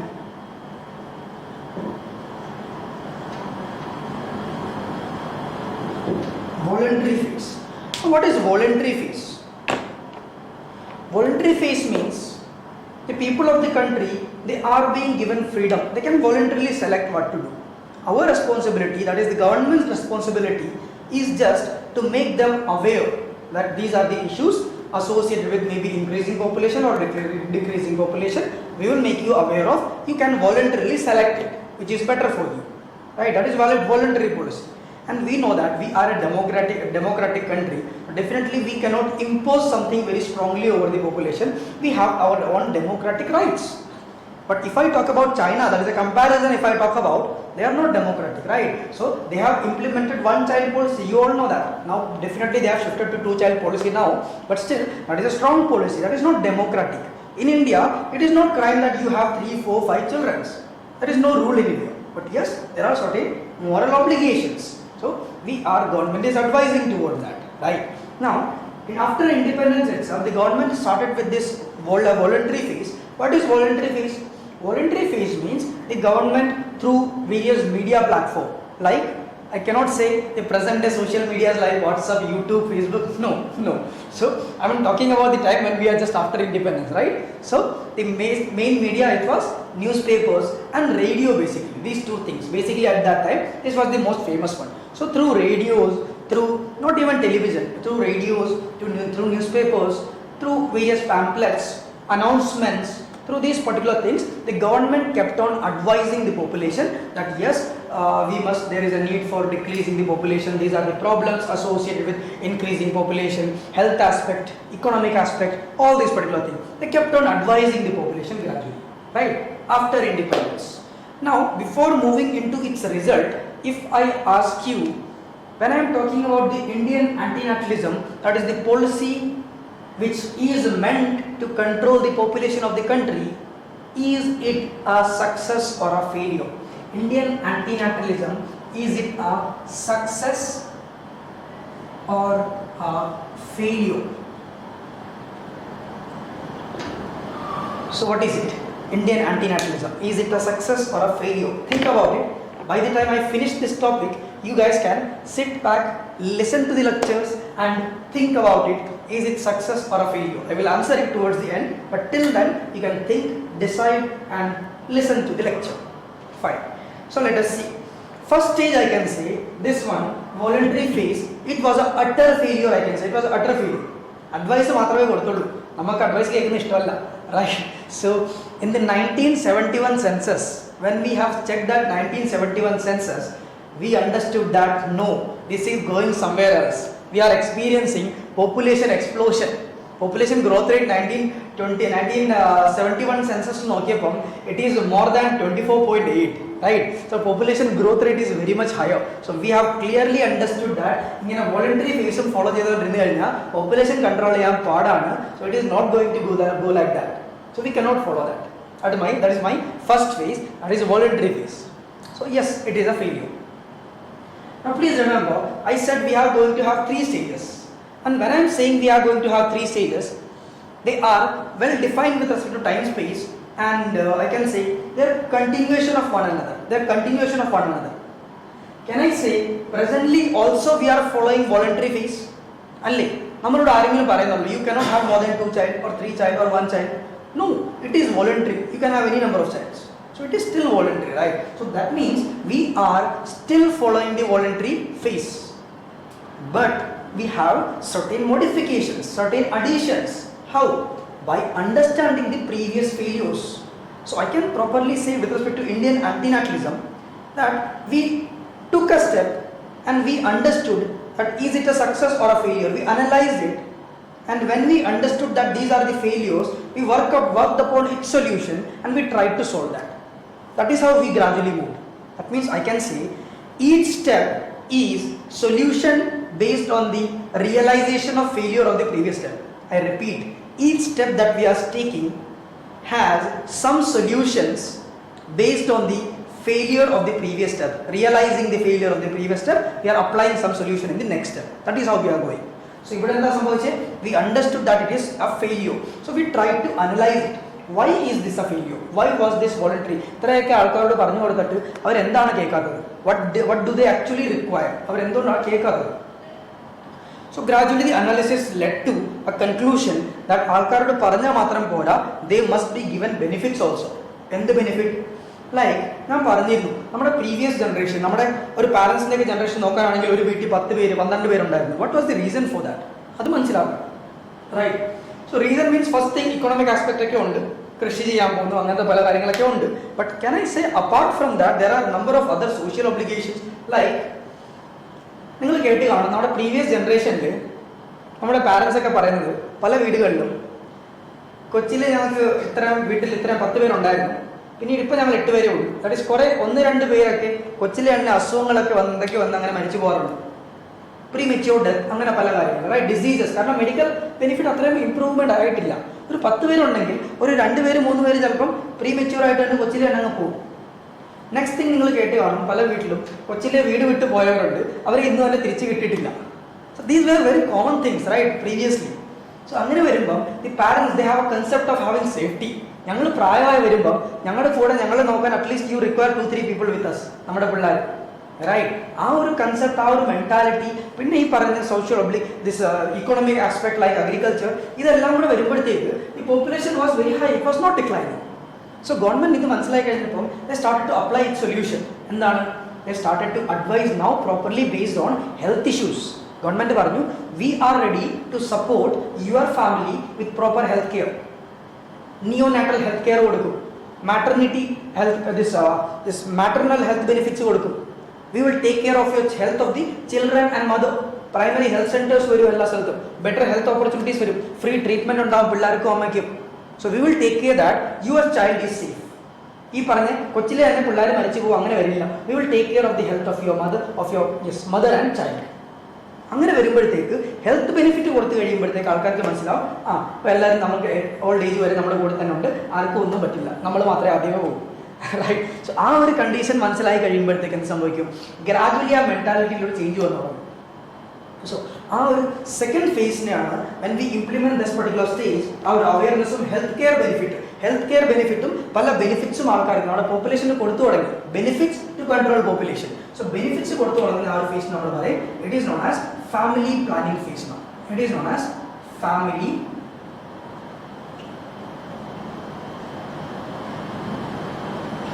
പല type of contraceptive measures, അങ്ങനെ പല സാധനങ്ങളൊക്കെ introduce ചെയ്യും. Health care benefits, contraceptive measures, ഇതെല്ലാം അതിനകത്ത് വരും. So that is your family planning measure.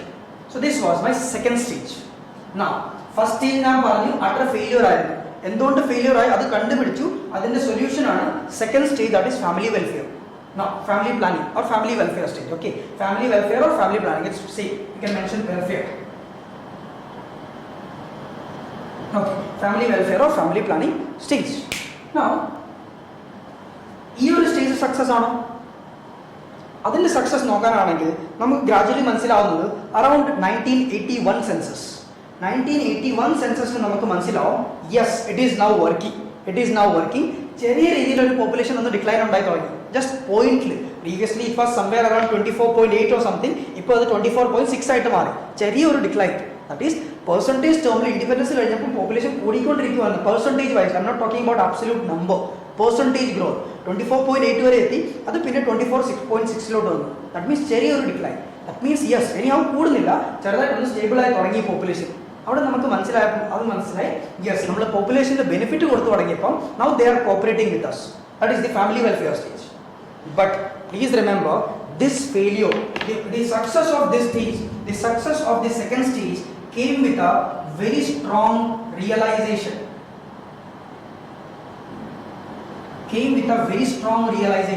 What is that realization?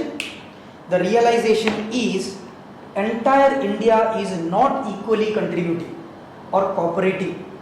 ചില areas മാത്രമേ ഇങ്ങനെ പ്രോപ്പർലി ഈ സക്സസ്സിൽ കോപ്പറേറ്റ് ചെയ്യുന്നുണ്ട്. എൻറ്റയർ ഇന്ത്യ കോപ്പറേറ്റ് ചെയ്യുന്നില്ല. ആരാണ് കോപ്പറേറ്റ് ചെയ്യാത്തത്? There is something known as EAG states. There are something known as EAG states. What is EAG? Empowered Action Group states. So these empowered action group states are not still cooperating. Arani empowered action group states. There are 8 states around here. So they are your Bihar, Jharkhand, UP, Uttarakhand, Madhya Pradesh, Chhattisgarh, Odisha and Rajasthan. These are the 8 countries. These 8 countries are referred as empowered action group.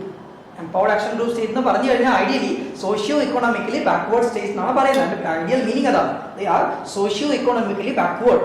ഈ പറഞ്ഞ 8 states right. അവരുടെ പോപ്പുലേഷനിൽ literacy കുറവാണ്, social ആസ്പെക്റ്റിൽ improve development ഇല്ല, ആൾക്കാർ ഇപ്പോഴും കുറച്ച് പ്രിമിറ്റീവ് സ്റ്റേജ് തന്നെയാണ്.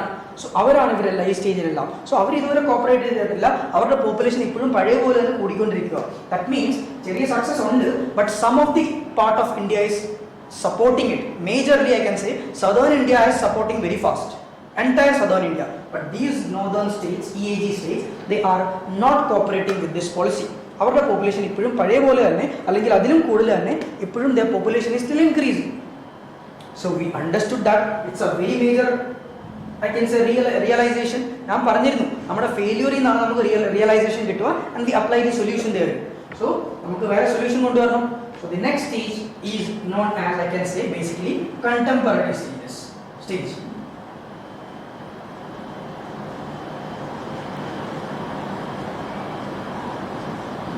Contemporary stage or the contemporary phase. What is that? The present phase. ഇപ്പോൾ ഇത് തന്നെയാണ് പോവുക. എന്താ മനസ്സിലായത് നമുക്ക്?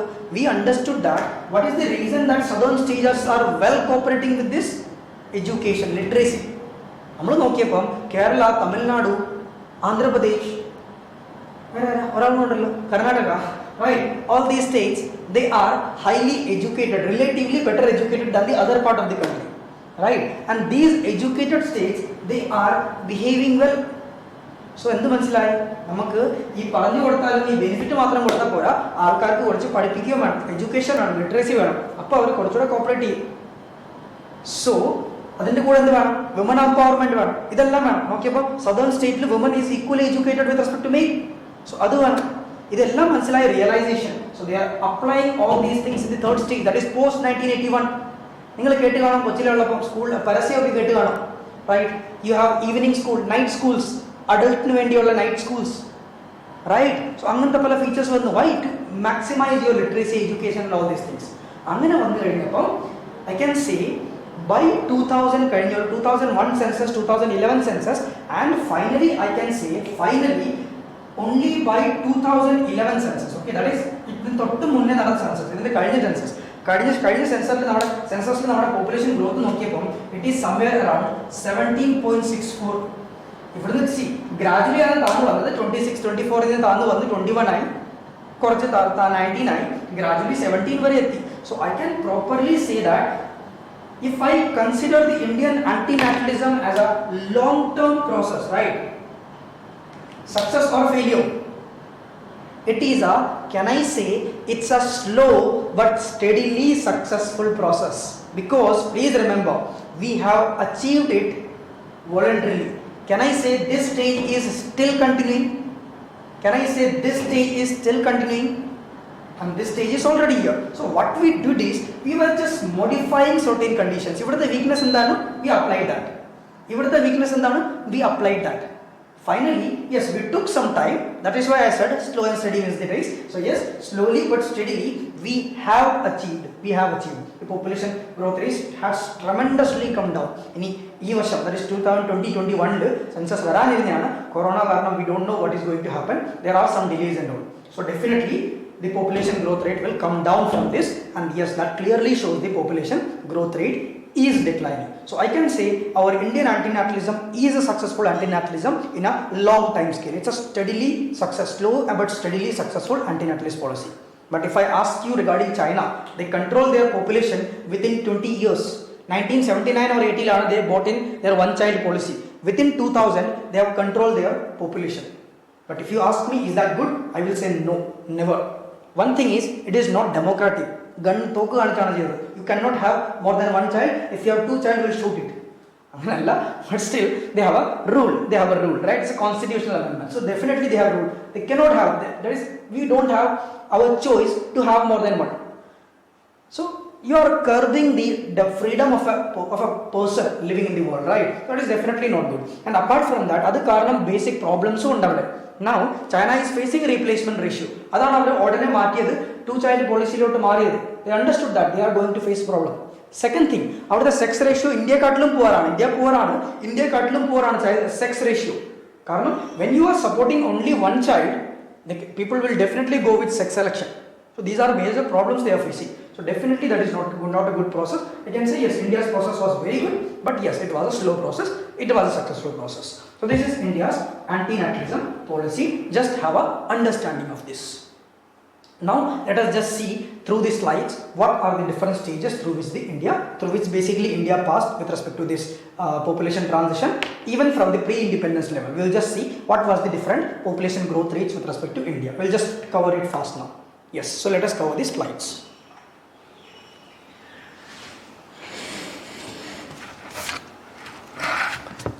So let us see here demographic transition of India.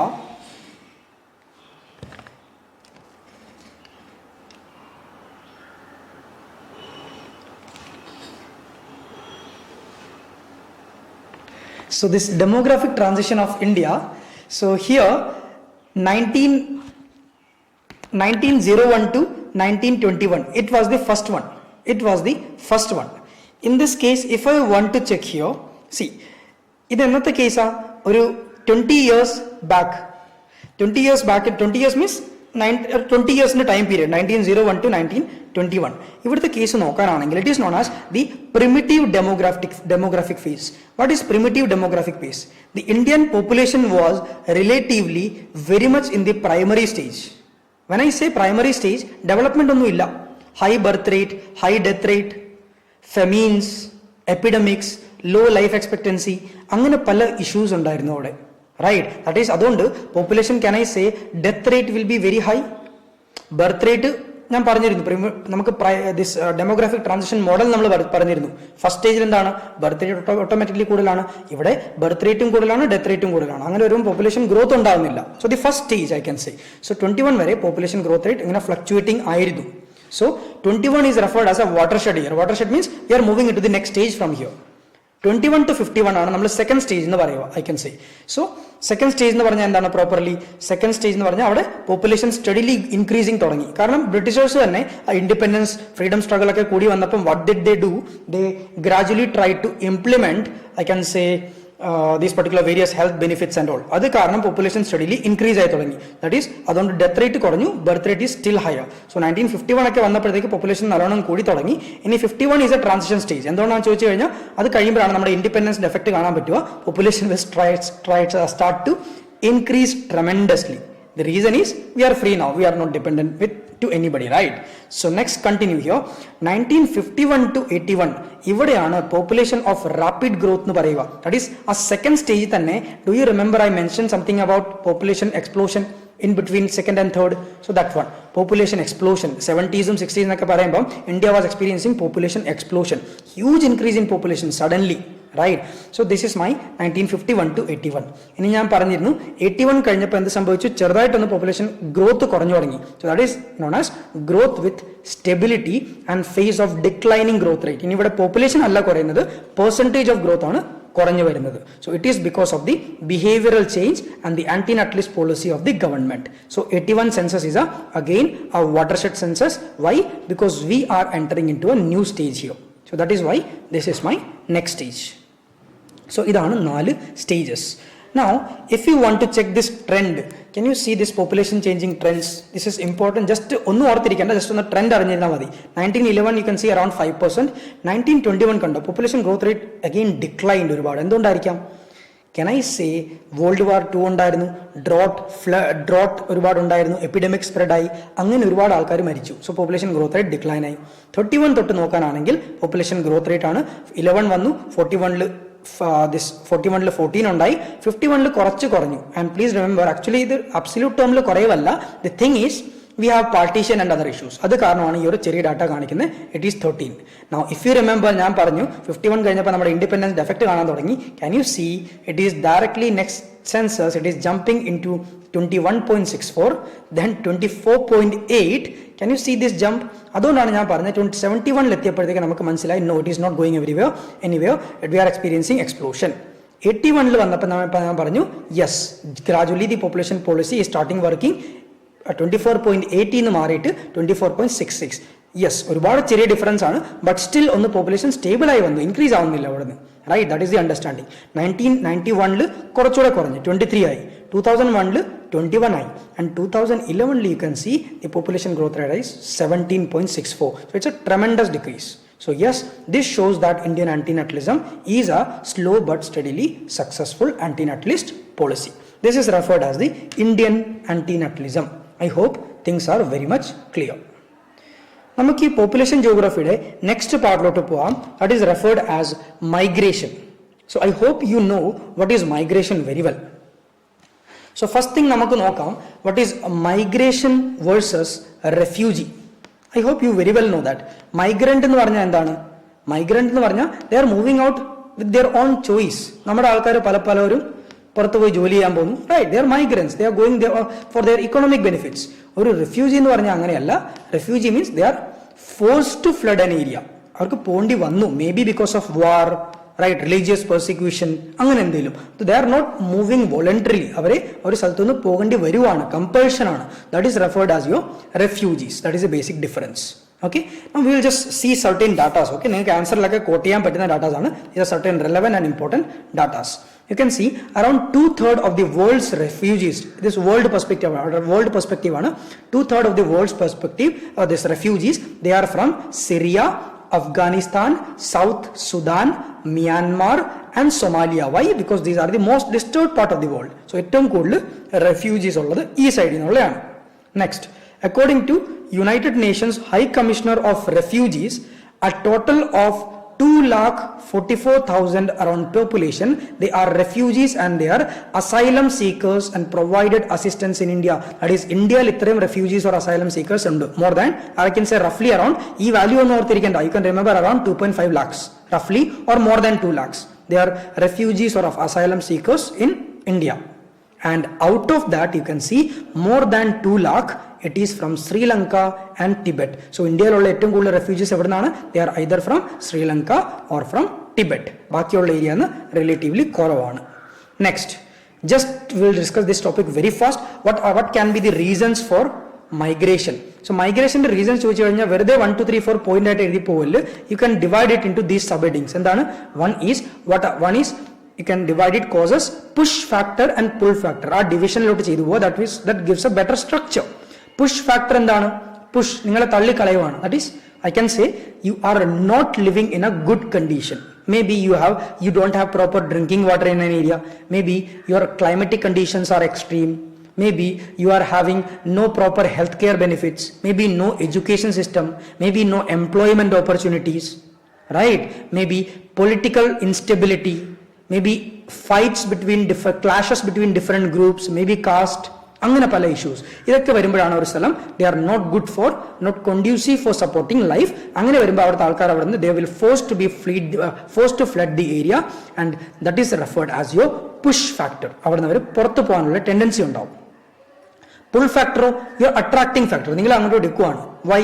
U are having better education facilities, better health care benefits, better employment opportunities, good economics, ഇങ്ങനെ all conditions ഒക്കെ വരുമ്പോൾ ആൾക്കാർ അങ്ങോട്ട് അട്രാക്ട് ആവും. എന്തുകൊണ്ടാണ് ജോലി തപ്പി എല്ലാവരും ഈ പറഞ്ഞ മെട്രോ സിറ്റീസിലോട്ട് പോവുക? Because you have more opportunities. So these R pull factors. So these are your basic causes of migration. അതിൽ കൂടുതൽ ആവശ്യമില്ല. ജസ്റ്റ് ആ പോയിന്റ്സ് ഒന്ന് രണ്ടെണ്ണം ഒന്ന് ഓർത്തിരിക്കുക. എല്ലാത്തിലും ഒരു 4-5 പോയിന്റ് വെച്ച് പുഷ് ഫാക്ടറും പുൾ ഫാക്ടറിനകത്ത് ഓർത്തിരിക്കുക. That is all. Next, various types of migration. Migration can be internal migration. Internal migration എന്ന് പറഞ്ഞു കഴിഞ്ഞാൽ within India can I say നമ്മൾ കേരളത്തിൽ നിന്ന് ഗുജറാത്തിലോട്ട് പോകുന്നു, ഡൽഹിയിലോട്ട് പോകുന്നു, ബോംബെയിലോട്ട് പോകുന്നു, കൊൽക്കത്ത പോകുന്നു, ചെന്നൈ പോകുന്നു, ബാംഗ്ലൂർ പോകുന്നു. These are internal migrations. We are moving one place to another within the country for economic benefits. Next ഏതാണ്? External migration. ദാറ്റ് ഈസ് നമ്മൾ ഇന്റർനാഷണൽ മൈഗ്രേഷനും കാര്യങ്ങൾ പോകുന്നു. ലൈക്ക് നമ്മൾ വേറെ ഒരു കൺട്രിയിലോട്ട് മാറി പോകുന്നു. അങ്ങനെ പല ഫീച്ചേഴ്സ്, റൈറ്റ്? ലൈക്ക് നമ്മുടെ മലയാളീസ് ഏറ്റവും കൂടുതൽ പോകുന്ന മിഡിൽ ഈസ്റ്റ് അങ്ങനെ പോകുന്നു, അല്ലെങ്കിൽ കാനഡ പോകുന്നു, US പോകുന്നു, UK പോകുന്നു. These are external migrants. Again economic opportunities. What is seasonal migration? ചില ഇക്കണോമിക് ആക്ടിവിറ്റീസ് ഉണ്ട് which require seasonal migration. For example agriculture ഫീൽഡിൽ ത്രൂ ഔട്ട് ദി ഇയർ നമുക്ക് ലേബേഴ്സിനെ ആവശ്യമില്ല. നമുക്ക് ഏറ്റവും കൂടുതൽ ലേബർ എപ്പോഴാണ് വേണ്ടത്? Either it is during the sowing season or it can be during the harvesting season. ഈ സമയത്താണ് നമുക്ക് അവിടെ ഏറ്റവും കൂടുതൽ മൈഗ്രൻസിന്റെ ആവശ്യം. സോ അങ്ങനെ ഒരു കേസ് വരുമ്പം can I say definitely agriculture related migration is seasonal in nature, right? So definitely ഈ സീസണൽ ആക്ടിവിറ്റി ആണ്. Next, long term and short term migration. Long term means നമ്മൾ വേറെ ഒരു സ്ഥലത്തോട്ട് മാറി പോവാണ്, റൈറ്റ്? അല്ലെങ്കിൽ for huge duration, maybe for employment ആയിരിക്കും. ചിലപ്പം 10-20 ഒരു ഗവൺമെന്റ് ജോലി കിട്ടി, ഒരു 20 വർഷത്തേക്ക് ഒരു സ്ഥലത്തോട്ട് മാറി, പിന്നെ 30 വർഷം കഴിഞ്ഞായിരിക്കും നാട്ടിലോട്ട് തിരിച്ചു വരിക. That is a long term migration, right? Short term migration എന്താണ്? കുറച്ച് സമയത്തേക്ക്. Like for example education. നമ്മൾ ഡിഗ്രിക്ക് ഒരു കോളേജിലോട്ട് പോയി, മേ ബി 2 വർഷം 3 വർഷം 4 വർഷം അവിടെ ആയിരിക്കും. അത് കഴിഞ്ഞ് തിരിച്ച് വേറെ എവിടെയെങ്കിലും പോകും, റൈറ്റ്? അല്ലെങ്കിൽ ട്രാൻസ്ഫറബിൾ ജോബ്. അങ്ങനെ പല conditions I can say they R short term migrations. So migrations can be of different types. Next, കുറച്ച് ഇമ്പോർട്ടൻറ്റ് ഡാറ്റാസ് നോക്കാം. Okay, these are standard datas. U can use your answers. So ഇതിനകത്ത് ഞാനിപ്പം India, Kerala ഇതിനെല്ലാം കൂടെ ഒന്നിച്ച് compare ചെയ്യാൻ പോവാണ്. വേൾഡിനെ we are covering all these things together. So with respect to entire perspective, let us see. So can you see here, around 70% of interstate migration in India is from UP and Bihar. That means UP and Bihar are the best source regions, I can say. It is the biggest source region for migration. ഏറ്റവും കൂടുതൽ source ഇവിടെയാണ്. Y? Because population density കൂടുതലാണ്, employment opportunities ഒക്കെ കുറവാണ്, economic development കുറവാണ്. So they move outside. So ഏറ്റവും കൂടുതൽ source region എവിടെയാണ്? UP and Bihar, more than 70%. Next, Gujarat, Maharashtra and NCT, that is National Capital Territory, Delhi, Gurgaon, Noida, ഈ particular belt എല്ലാം കൂടെ ചേർത്ത് they are the most preferred destination. ഈ UP ബിഹാറിൽ നിന്ന് വരുന്ന എല്ലാവരും എങ്ങോട്ടാ പോകുന്നത്? ഇവർ കൂടുതലും പോകുന്നത് ഗുജറാത്ത്, മഹാരാഷ്ട്ര, ഡൽഹി ഈ ലൊക്കേഷനിൽ. Because they have more economic opportunities, industries കൂടുതലുണ്ട് അവിടെയൊക്കെ. സോ എംപ്ലോയ്മെന്റ് കൂടുതൽ കിട്ടും. So they are the destinations. Ideally, please ഓർത്തിരിക്കുക, Southern India experiences less migration. Southern India experiences relatively less migration. Now, whenever you read your standard books, you will get this fact, this feature. Southern India is relatively stable with migration. But please remember, when you are writing an exam like KS or UPSC, you have to be dynamic. That is, you have to go with the recent trend. നമുക്ക് ബുക്കിൽ മാത്രം വായിച്ച knowledge അല്ല കിട്ടേണ്ടത്, news പേപ്പറിലെ നോളജും നമുക്ക് ചുറ്റും കാണുന്ന നോളജും വേണം. That means, can I say you have to include the recent trends? What are these recent trends? We'll discuss. Wait. Now, in this case, can you see Southern India largely stable on? But can I say Karnataka is the most preferred destination in Southern India? Reason is Bangalore, IT hub ആണ്, industry ആണ്, അങ്ങനെ പല ലൊക്കേഷൻസും IT സെക്ടറിന് വേണ്ടി. So Bangalore is a destination. And can I say especially Kerala is a prominent source region. അല്ലേ? കേരളത്തിൽ നമ്മൾ എന്താ പറയുന്നത്? എവിടെ പോയാലും ലോകത്തൊരു മലയാളിയെ കാണാൻ പറ്റും. Why? Because Kerala is a basic source of migration. ഏത് ലൊക്കേഷനിലും കാണാൻ പറ്റും. What is the reason? If I talk about the population density in the country, the state with highest population density is Bihar. Second is Kerala. Second is West Bengal. Second is West Bengal. Third is Kerala. So നമ്മുടെ population density ഒരുപാട് കൂടുതലാണ്. That is the reason. ഇത്രയും ആൾക്കാർക്ക് employment ഇവിടെ കൊടുക്കുന്നില്ല. So we don't have much growth with respect to economic activities. അതുകൊണ്ട് ഇവിടുത്തെ ആൾക്കാർ ജോലി തേടി പുറത്തോട്ട് പോകുന്നു. Right? That is, Kerala is a prominent source. Now, we have to bring in the dynamic concept also. So if I bring the recent concept, can I say Kerala is in the recent time, not only Kerala, entire South India, they are becoming a proper destination also. It is becoming a proper destination also. ആർക്കാണ്? The north Indian populations. Basically നമ്മളിവിടെ പറയുന്നത് ബംഗാളീസ്. അങ്ങനെയൊന്നും പറയേണ്ട ആൻസറിൽ you can see some of the the population from the eastern part of the country, the are facing Kerala, they are experiencing, I can say they are treating Kerala as a proper destination in these recent days. Why? Basically നോക്കാനാണെങ്കിൽ the economics അവിടുത്തെ life, I can say the wages, I can say that is the main thing. For example, ഈ പറയുന്ന നമ്മളിവിടെ പറയുന്ന ബംഗാളി വരുന്നു എന്ന് പറയുന്നവർ അവരുടെ നാട്ടിൽ ജോലി ചെയ്യുന്ന ഒരു ദിവസത്തെ അവർക്ക് പൈസ കിട്ടുന്ന മേ ബി 200 അല്ലെങ്കിൽ 250 റുപ്പീസ് ആയിരിക്കും ഒരു ദിവസം മാക്സിമം കിട്ടുക. സെയിം ജോലി അവർ ഇവിടെ വന്ന് ചെയ്യുമ്പം they are getting around 600 to 1000 rupees. That means നമ്മുടെ മലയാളീസ് ഗൾഫിൽ പോയി ജോലി ചെയ്യുന്ന പോലാണ് അവരിപ്പോൾ ഇവിടെ വന്ന് ജോലി ചെയ്യുന്നത്. Same situation. So recently these trends are changing. നമ്മൾ അതിഥി തൊഴിലാളികളുടെ കാര്യമൊക്കെ നിങ്ങൾക്ക് ഇവിടെ ആൻസറിൽ പറയാം. Definitely you can use this particular thing. This Kerala now it this changes are being experience in Kerala. Okay, now ഇനിയും നിങ്ങൾക്ക് പറയാം because of this recent corona കാരണം ഒരുപാട് ചേഞ്ചസ് വരുന്നുണ്ട്. ഇപ്പം we are considered as a best out migrant location. But ഒരുപാട് പേര് ഇപ്പം തിരിച്ചു വരുന്നുണ്ട്, റൈറ്റ്? അതേപോലെ UP ബിഹാർ അവിടെയും ഒരുപാട് പേര് ഇപ്പം തിരിച്ചെത്തിയിട്ടുണ്ട്.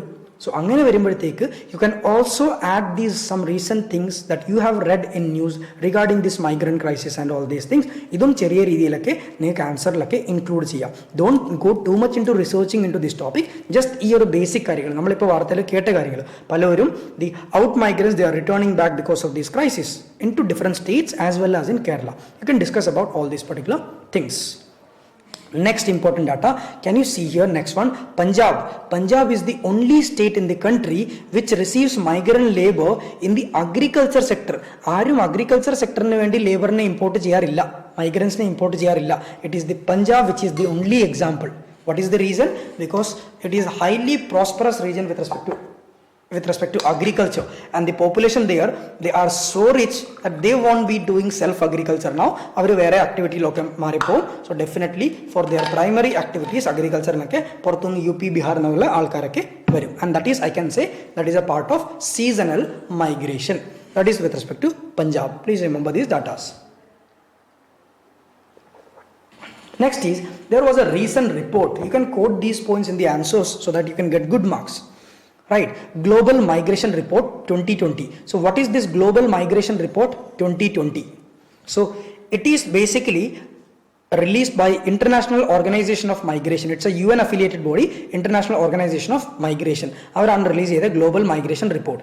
We'll just go through very fast. This not on you can easily read through. I will just go through certain important data to show you which you can quote in your answers.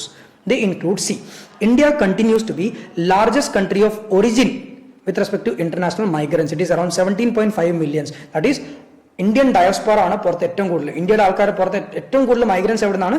ഇന്ത്യയിലാണ്, world over. 17.5 millions Indians, they are outside India. So ഏറ്റവും കൂടുതൽ വേൾഡിലെ migrants ആരാണ്? Indians ആണ്.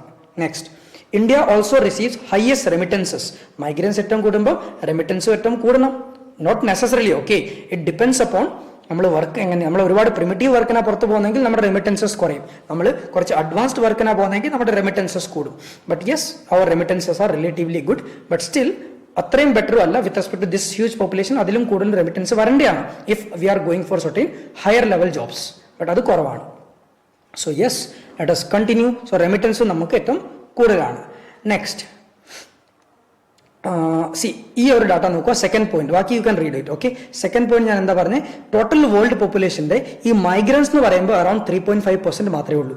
ബാക്കി എല്ലാവരും അവരവരുടെ നാട്ടിൽ തന്നെയാണ്, അവരവരുടെ കൺട്രീസ് മാത്രമാണ്. I'm talking about international migrants, not local or internal. Okay, out of വേൾഡിലെ 3.5% മാത്രമേ ഉള്ളൂ മൈഗ്രൻസ്. ബാക്കിയെല്ലാം അവരവരുടെ കൺട്രീസിൽ തന്നെയാണ്. ഓക്കെ, നെക്സ്റ്റ്, ടോപ്പ് ഡെസ്റ്റിനേഷൻ ഏതാണ് മൈഗ്രേഷന്റെ? It is US. US is the top destination, around 50.7 million international migrants. Value ഒന്ന് ഓർത്തിരിക്കേണ്ട, rank U can remember. US is the top destination. വേറെ നെക്സ്റ്റ് ഏതാണ്? Germany, Saudi Arabia, Russia and UK. These are the major sources. Next, more than half of all international migrants, they live in these two areas. One is Europe, second is North America. So Europe and North America are more than 50% of the global migrants താമസിക്കുന്ന സ്ഥലം. Now, with respect to country, origin country, ഏറ്റവും കൂടുതൽ migration എവിടെ നിന്നാണ് ഉണ്ടാവുക നമ്മൾ പറഞ്ഞു കഴിഞ്ഞു ഇന്ത്യ ആണെന്ന്. But C top 3 countries you can see first is India, second is Mexico and third is China. ഇതാണ് ഏറ്റവും കൂടുതൽ source region of migrations in the world. ഇന്ത്യൻസിന്റെ ഏറ്റവും ടോപ്പ് പ്രിഫേർഡ് ഏരിയ ഏതാണ്? It is UAE, it is US and it is Saudi Arabia. ഇതാണ് ഇന്ത്യൻസിന്റെ ഏറ്റവും കൂടുതൽ preferred area. Now India also has highest number of migrants entering. So ഇന്ത്യയിൽ ഒരുപാട് കൂടുതൽ migrants കയറുന്നുണ്ട്. എവിടെ നിന്നാണ് കയറുന്നത്? Maximum it is from Bangladesh. So please remember India is also experiencing in migration. ഏറ്റവും കൂടുതൽ ഉണ്ടാകുന്ന ബംഗ്ലാദേശിൽ നിന്നാണ്. Next, roughly 2/3 of international migrations are labor migrants. That is high end ജോബിലല്ല, കുറച്ച് ലേബർ ജോബിനാണ് പോവുക, കുറച്ച് I can say blue collar ജോബ്സിനാണ് കൂടുതലും പോവുക. 2/3 of global migrants. Next, Gulf countries have some of the largest number of temporary labor migrants. കാരണം Gulf കൺട്രിയിൽ എന്താണ്, നമ്മളൊക്കെ അവിടെ പോയി പെർമനന്റ് സെറ്റിൽമെന്റ് ആവാൻ പറ്റില്ല, നമുക്ക് അവിടെ പോയി ലാൻഡ് വാങ്ങാൻ പറ്റില്ല. സോ ടെമ്പററി മൈഗ്രൻസ് ഏറ്റവും കൂടുതലുള്ളത് it is your Gulf country, including the UAE. UAEയുടെ പോപ്പുലേഷന്റെ കണ്ടീഷൻ നിങ്ങൾ നോക്കാനാണെങ്കിൽ you can check here where the migrants make almost 90% of their population. That is proper UAEയുടെ population 10% മാത്രമേ ഉള്ളൂ, ബാക്കിയെല്ലാം മൈഗ്രൻസ് ആണ് അവിടെ, right? Now regarding female migrants, this is the value you can just remember. Child migrants the value it is around 13.1, 13.9, it is declining, you can check, not much important. Next, this one is important. ഒരു region വെച്ച് നോക്കുകയാണെങ്കിൽ, continent വെച്ച് നോക്കുകയാണെങ്കിൽ Oceania, that is Australia and New Zealand, അതാണ് region where highest proportion of migration. Proportion എന്ന് പറയുമ്പോൾ അവിടുത്തെ populationന്റെ കമ്പാരിസണിൽ ഏറ്റവും കൂടുതലുള്ള മൈഗ്രൻസ് ഉള്ള സ്ഥലം it is Oceania.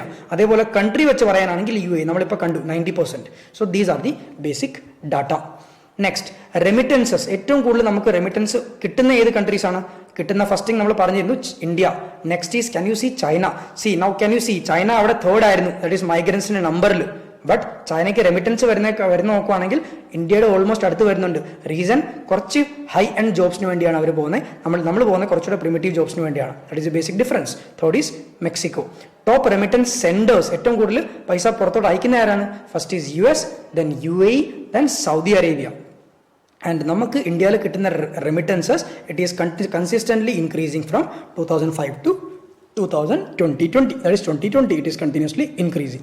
And our report nath idum parayunnundu, that is reasons for migration. എന്തൊക്കെയാണ്? It can be economic reason. Economic means ജോലിക്ക് വേണ്ടി പോകുന്നു. Conflict and violence, that is നമ്മുടെ ഇവർ താമസിക്കുന്ന സ്ഥലത്തൊക്കെ ഡിസ്റ്റർബൻസ് ഉള്ള സ്ഥലമാണ്, റൈറ്റ്? ആഫ്രിക്കൻ ഏരിയാസിൽ കൊങ്കോ, സുഡാൻ, ഇവിടെ എല്ലാം ഡിസ്റ്റർബൻസ് ആണ്. So they are forced to leave their area, അതും വരുന്നുണ്ട്. That means can I say they are also considering the forced migration. That is, I can say in a way refugees conditions അവർ consider ചെയ്യുന്നുണ്ട് അവിടെ in this report. Next is climate and weather. Harsh climate ഒക്കെ ഉള്ള സ്ഥലത്ത് they will move out.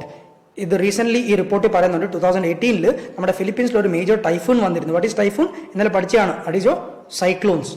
In that area it is known as typhoon. So typhoon Meghdut was very strong. ഏകദേശം 3.8 million people അവരെല്ലാം displace ആയി അവരുടെ സ്ഥലത്ത്.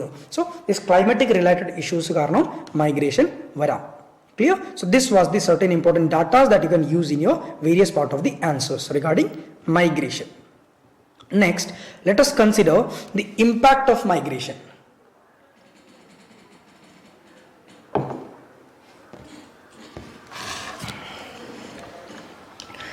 Now, when I talk about the impact of migration, see, നമുക്ക് എപ്പോഴും ഒരു impact of migration ചോദിച്ചു കഴിഞ്ഞാൽ we have a normal tendency to basically shift into the negative aspect. Don't do that. Right? We can answer it in number of ways. First thing, I can say what are the positive impacts of migration. Second, I can say what is the negative impacts of migration. അങ്ങനെ പറയാം. അല്ലെങ്കിൽ I can again differentiate it in other ways. How?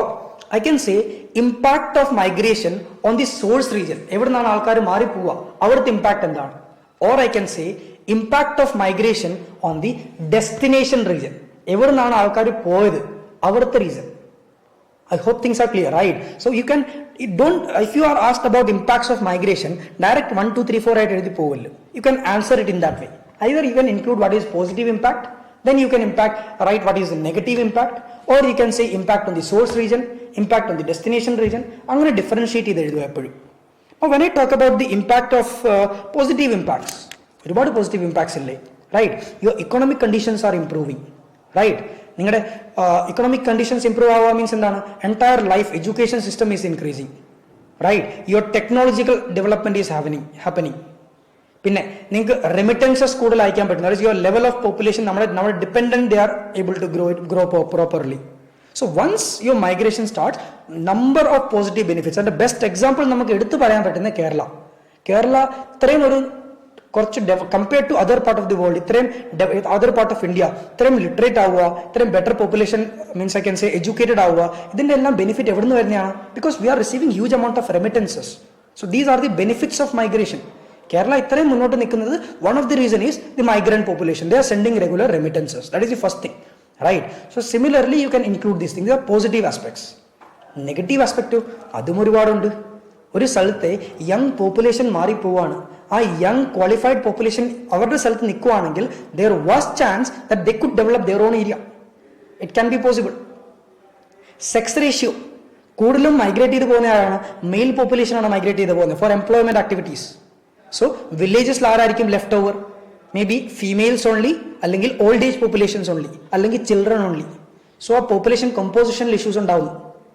ആ സ്ഥലം അവിടെ ഉണ്ടായിരുന്നെങ്കിൽ അത് കുറച്ചുകൂടി develop ആവാൻ പറ്റുമായിരുന്നു. അവരില്ലാത്തതുകൊണ്ട് അത്രയും ഡെവലപ്പ് ആവാൻ പറ്റുന്നില്ല. ഇനി റെമിറ്റൻസ് കാരണം ഡെവലപ്പ് ആകാം. So there can be mixed response. So try to divide this into positive and negative.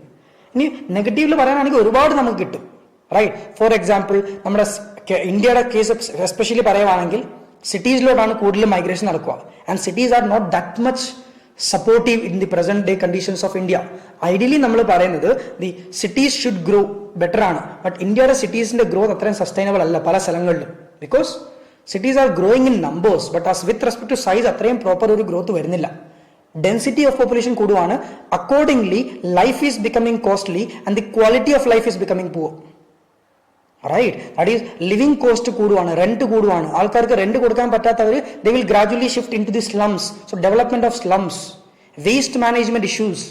നമ്മുടെ പല ദിസ് കേരളത്തിൽ ട്രിവാൻഡ്രത്ത് നോക്കാനാണെങ്കിൽ definitely, right, they are facing this particular waste management issues. So yes, these are the negative aspects of the population that we were discussing. Now yes, as I mentioned, the negative aspects can be like I was giving the example of Trivandrum Corporation, that it is facing different waste management issues and all these particular things. Rent in the city is increasing. So these are the basic issues with respect to population increase. So please remember, whenever you write an answer with respect to the effect of migration, don't stick to the negative aspect only or the positive aspect only. You can divide the answer into number of aspects. You have both positive implications and you have both negative implications and positive implications. Apart from that, as you remember, I have mentioned, you can add two things also. What is the impact on the source region? You can add what is the impact on the source region and what is the impact on the destination region. What is the impact on the destination region?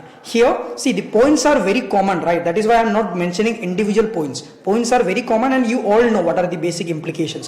Source region implications പറയാൻ എങ്ങനെയാണ്? ആ പറഞ്ഞ sex റേഷ്യോയുടെ issue വരുന്നു.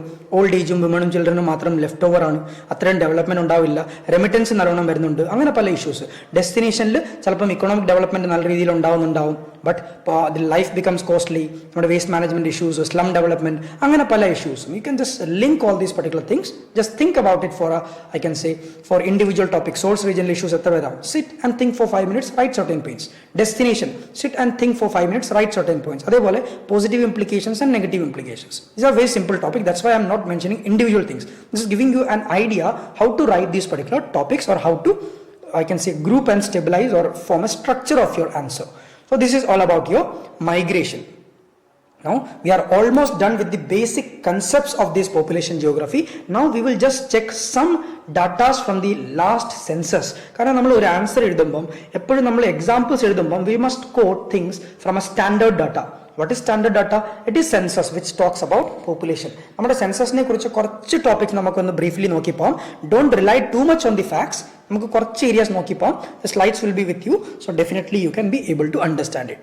So let us see some important census informations. Now, ഇന്ത്യയുടെ census എങ്ങനെയാണ് നമ്മൾ നടത്തുക? It is a decadal census. That is 10 വർഷം കൂടുമ്പോഴാണ് നടത്തുക. ആ ഡിക്കേഡൽ സെൻസസ് എന്ന് പറയുമ്പോൾ population enumeration and house listing രണ്ടും ഉണ്ട്. Population enumeration and house listing. So population number മാത്രമല്ല അവിടെ നോക്കുന്നത്, അതിൻ്റെ കൂട്ടത്തിൽ ബാക്കി ഫെസിലിറ്റീസും എല്ലാം നോക്കുന്നുണ്ട്. Drinking water, sanitation, housing, electricity ഉണ്ടോ, ബേസിക് ഫെസിലിറ്റീസ്, ഇതെല്ലാം നമ്മൾ ചെക്ക് ചെയ്യുന്നുണ്ട് during the census enumeration. Okay, and the next thing, if I ask you about the method in which we conduct the census, it is referred as de facto canvasser method. Canvasser method means we canvass it, right? എങ്ങനെയാ ചെയ്യുന്നത്? That is, we can say ഈ census officials ഉണ്ടല്ലോ, they visit every house with a list of paper. ആ പേപ്പറിനകത്ത് they will have certain same questionnaire for every household. ഇപ്പോൾ എൻ്റെ വീട്ടിൽ ചേർന്നിട്ട് വേറെ ക്വസ്റ്റ്യൻ ചോദിക്കും, നിങ്ങളുടെ വീട്ടിൽ വന്നിട്ട് വേറെ ക്വസ്റ്റ്യൻ ചോദിക്കും. അങ്ങനല്ല, ഒരു IAS ഓഫീസറിൻ്റെ അല്ലെങ്കിൽ KS ഓഫീസറിൻ്റെ വീട്ടിൽ പോയി വേറെ ക്വസ്റ്റ്യൻ ചോദിക്കും. No, everywhere they are moving with the same questionnaire, and with that same questionnaire they will fill it and they will complete it. അത് ഓരോ വീട്ടിൽ പോയി ക്യാൻവാസ് ചെയ്യുവാണ്. that is known as canvasser method. Now please remember, this census exercise is conducted in 3 weeks. 3 weeks ചെയ്ത് കഴിഞ്ഞിട്ട് അതിനെ update ചെയ്യാൻ ഒരു റിവിഷൻ റൗണ്ടും കൂടെ കണ്ടക്ട് ചെയ്യാറുണ്ട്. നമ്മുടെ ലാസ്റ്റ് സെൻസസ് പറയാനാണെങ്കിൽ ഇറ്റ് വാസ് അറൌണ്ട് സെൻസസിന്റെ റെഫറൻസ് ടൈം ഈസ് അവർ I can say 00 hours March first അന്നേരം തൊട്ടാണ് നമ്മുടെ സെൻസസിന്റെ റെഫർ. ആ ടൈമിലെ സെൻസസ് പോപ്പുലേഷൻ എന്താണ്, അതാണ് സെൻസസ് ഡാറ്റയ്ക്കകത്ത് വരുന്നത്. സോ ഫെബ്രുവരിയിലെ ലാസ്റ്റ് 3 വീക്കാണ് നമ്മൾ ഈ ഒരു എക്സസൈസ് ചെയ്യുന്നത്. അത് കഴിഞ്ഞിട്ട് മാർച്ചിലെ ഫസ്റ്റ് വീക്ക് ഒരു 5 ഡേയ്സിൽ നമ്മൾ എന്ത് ചെയ്യും, ഈ റിവിഷൻ റൗണ്ട് എന്ന് പറയുമ്പോൾ എന്താണ്, നമ്മൾ ക്വസ്റ്റ്യനെയർ അത്രയും വലിയ ക്വസ്റ്റ്യനെയർ കൊണ്ട് പോകത്തില്ല. ഈ കയറിയ വീടുകളിൽ വീണ്ടും പോകും. And we go with a small list. ആ ലിസ്റ്റിൽ എന്താ നോക്കുന്നത്, ഈ സമയത്തിനുള്ളിൽ വേറെ അപ്ഡേറ്റ് വല്ലതും ഉണ്ടോ. എന്താണ് അപ്ഡേറ്റ്? നമുക്ക് ഇന്ത്യയുടെ പോപ്പുലേഷൻ എത്ര പെട്ടെന്ന് കൂടുന്നതെന്ന് കുറയുന്നതെന്ന് അറിയാം. സോ ഈ സമയത്തിനുള്ളിൽ നിങ്ങളുടെ വീട്ടിൽ ആരെങ്കിലും പുതിയ ബർത്ത് എടുത്തിട്ടുണ്ടോ, അതോ പുതിയ ഡെത്ത് ഉണ്ടോ, അതുണ്ടെങ്കിൽ കുറച്ചുകൂടെ അപ്ഡേറ്റ് ചെയ്യേണ്ടത്. So that is for which we are doing this revision round. അത് ഈ സമയം അനുസരിച്ചായിരിക്കും റെഫറൻസ് കൗണ്ട് ചെയ്യുക. സോ ഈ സമയത്തെ പോപ്പുലേഷൻ ഈസ് ദി പോപ്പുലേഷൻ സെൻസസിൽ വരുന്ന data. Fine. Now entire India ഒരേ സമയത്താണോ ചെയ്യുന്ന census? Generally yes, but there are exceptions.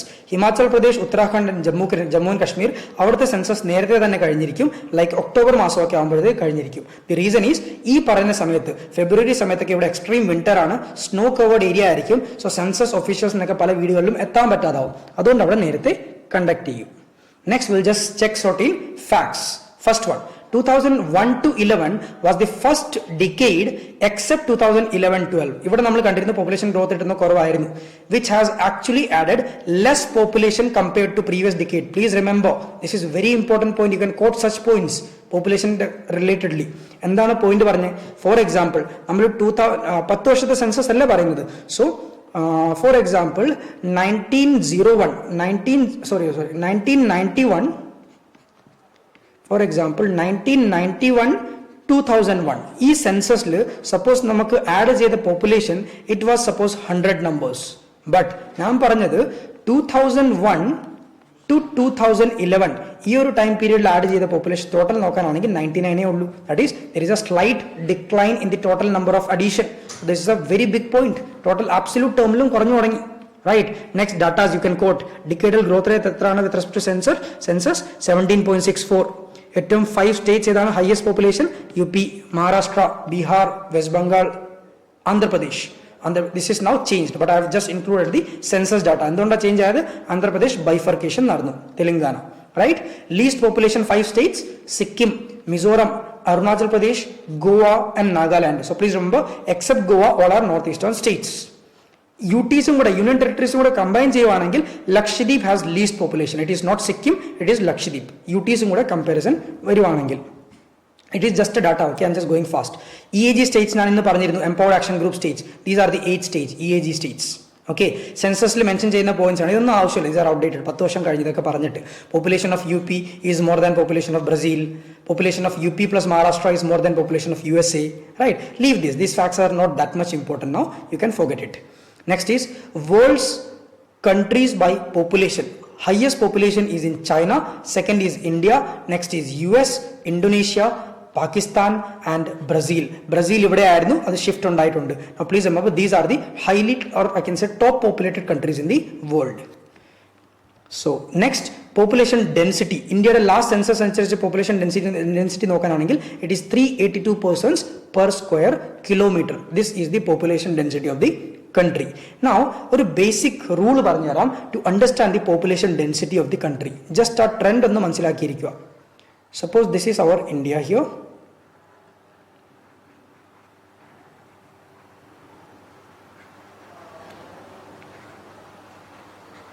So this is our India. So population density trend എനിക്ക് പറഞ്ഞു തരാനാണെങ്കിൽ I can say the number one population density area ഇന്ത്യയിൽ നോക്കാനാണെങ്കിൽ ഏറ്റവും കൂടുതൽ population ഉള്ള സ്ഥലം, right? So let me check the color. Yes. ഏറ്റവും കൂടുതൽ the first one is eastern side. ഏതാണ് eastern India? This is known as my eastern India. ഇവിടെയാണ് ഏറ്റവും കൂടുതൽ population ഉള്ളത്. അത് കഴിഞ്ഞാൽ നമുക്ക് ജസ്റ്റ് ഒരു clockwise rotation അങ്ങ് പോയാൽ മതി. Next is central India. This area is referred as central India. This area is referred as central India. Next, southern India. The third area. This one is referred as southern India. Next, ഞാൻ എന്താ clockwise അല്ല പറഞ്ഞു. ഇവിടെ നമ്മൾ ഇങ്ങോട്ട് വന്നു, ഇവിടുന്ന് വീണ്ടും മേലോട്ട് പോകും, ഇവിടെ എത്തും. The western India. This is my western India. That is 4. അത് കഴിഞ്ഞാൽ northern India. That is my 5. അത് കഴിഞ്ഞാൽ northeastern India. That is start from east, then ഒരു clockwise rotation അങ്ങ് move ചെയ്താൽ മതി. This one is 6th in this way. You just move in this way. So this is your population density trend. ഏറ്റവും കൂടുതൽ eastern ഇന്ത്യയിലാണ്, then it is central ഇന്ത്യയിലാണ്, then it is southern India, then it is western, northern and finally northeastern. That is the trend. Highest population density എവിടെയാണ്? Bihar, west Bengal, Kerala, UP and Haryana. UP is the highest populated state, but കേരളയുടെ population density UP-നെക്കാട്ടിലും കൂടുതലാണ്. Okay, ഇനി union territories കൂട്ടുവാണെങ്കിൽ national capital territory of Delhi, അവിടെയാണ് population density ഏറ്റവും കൂടുതൽ.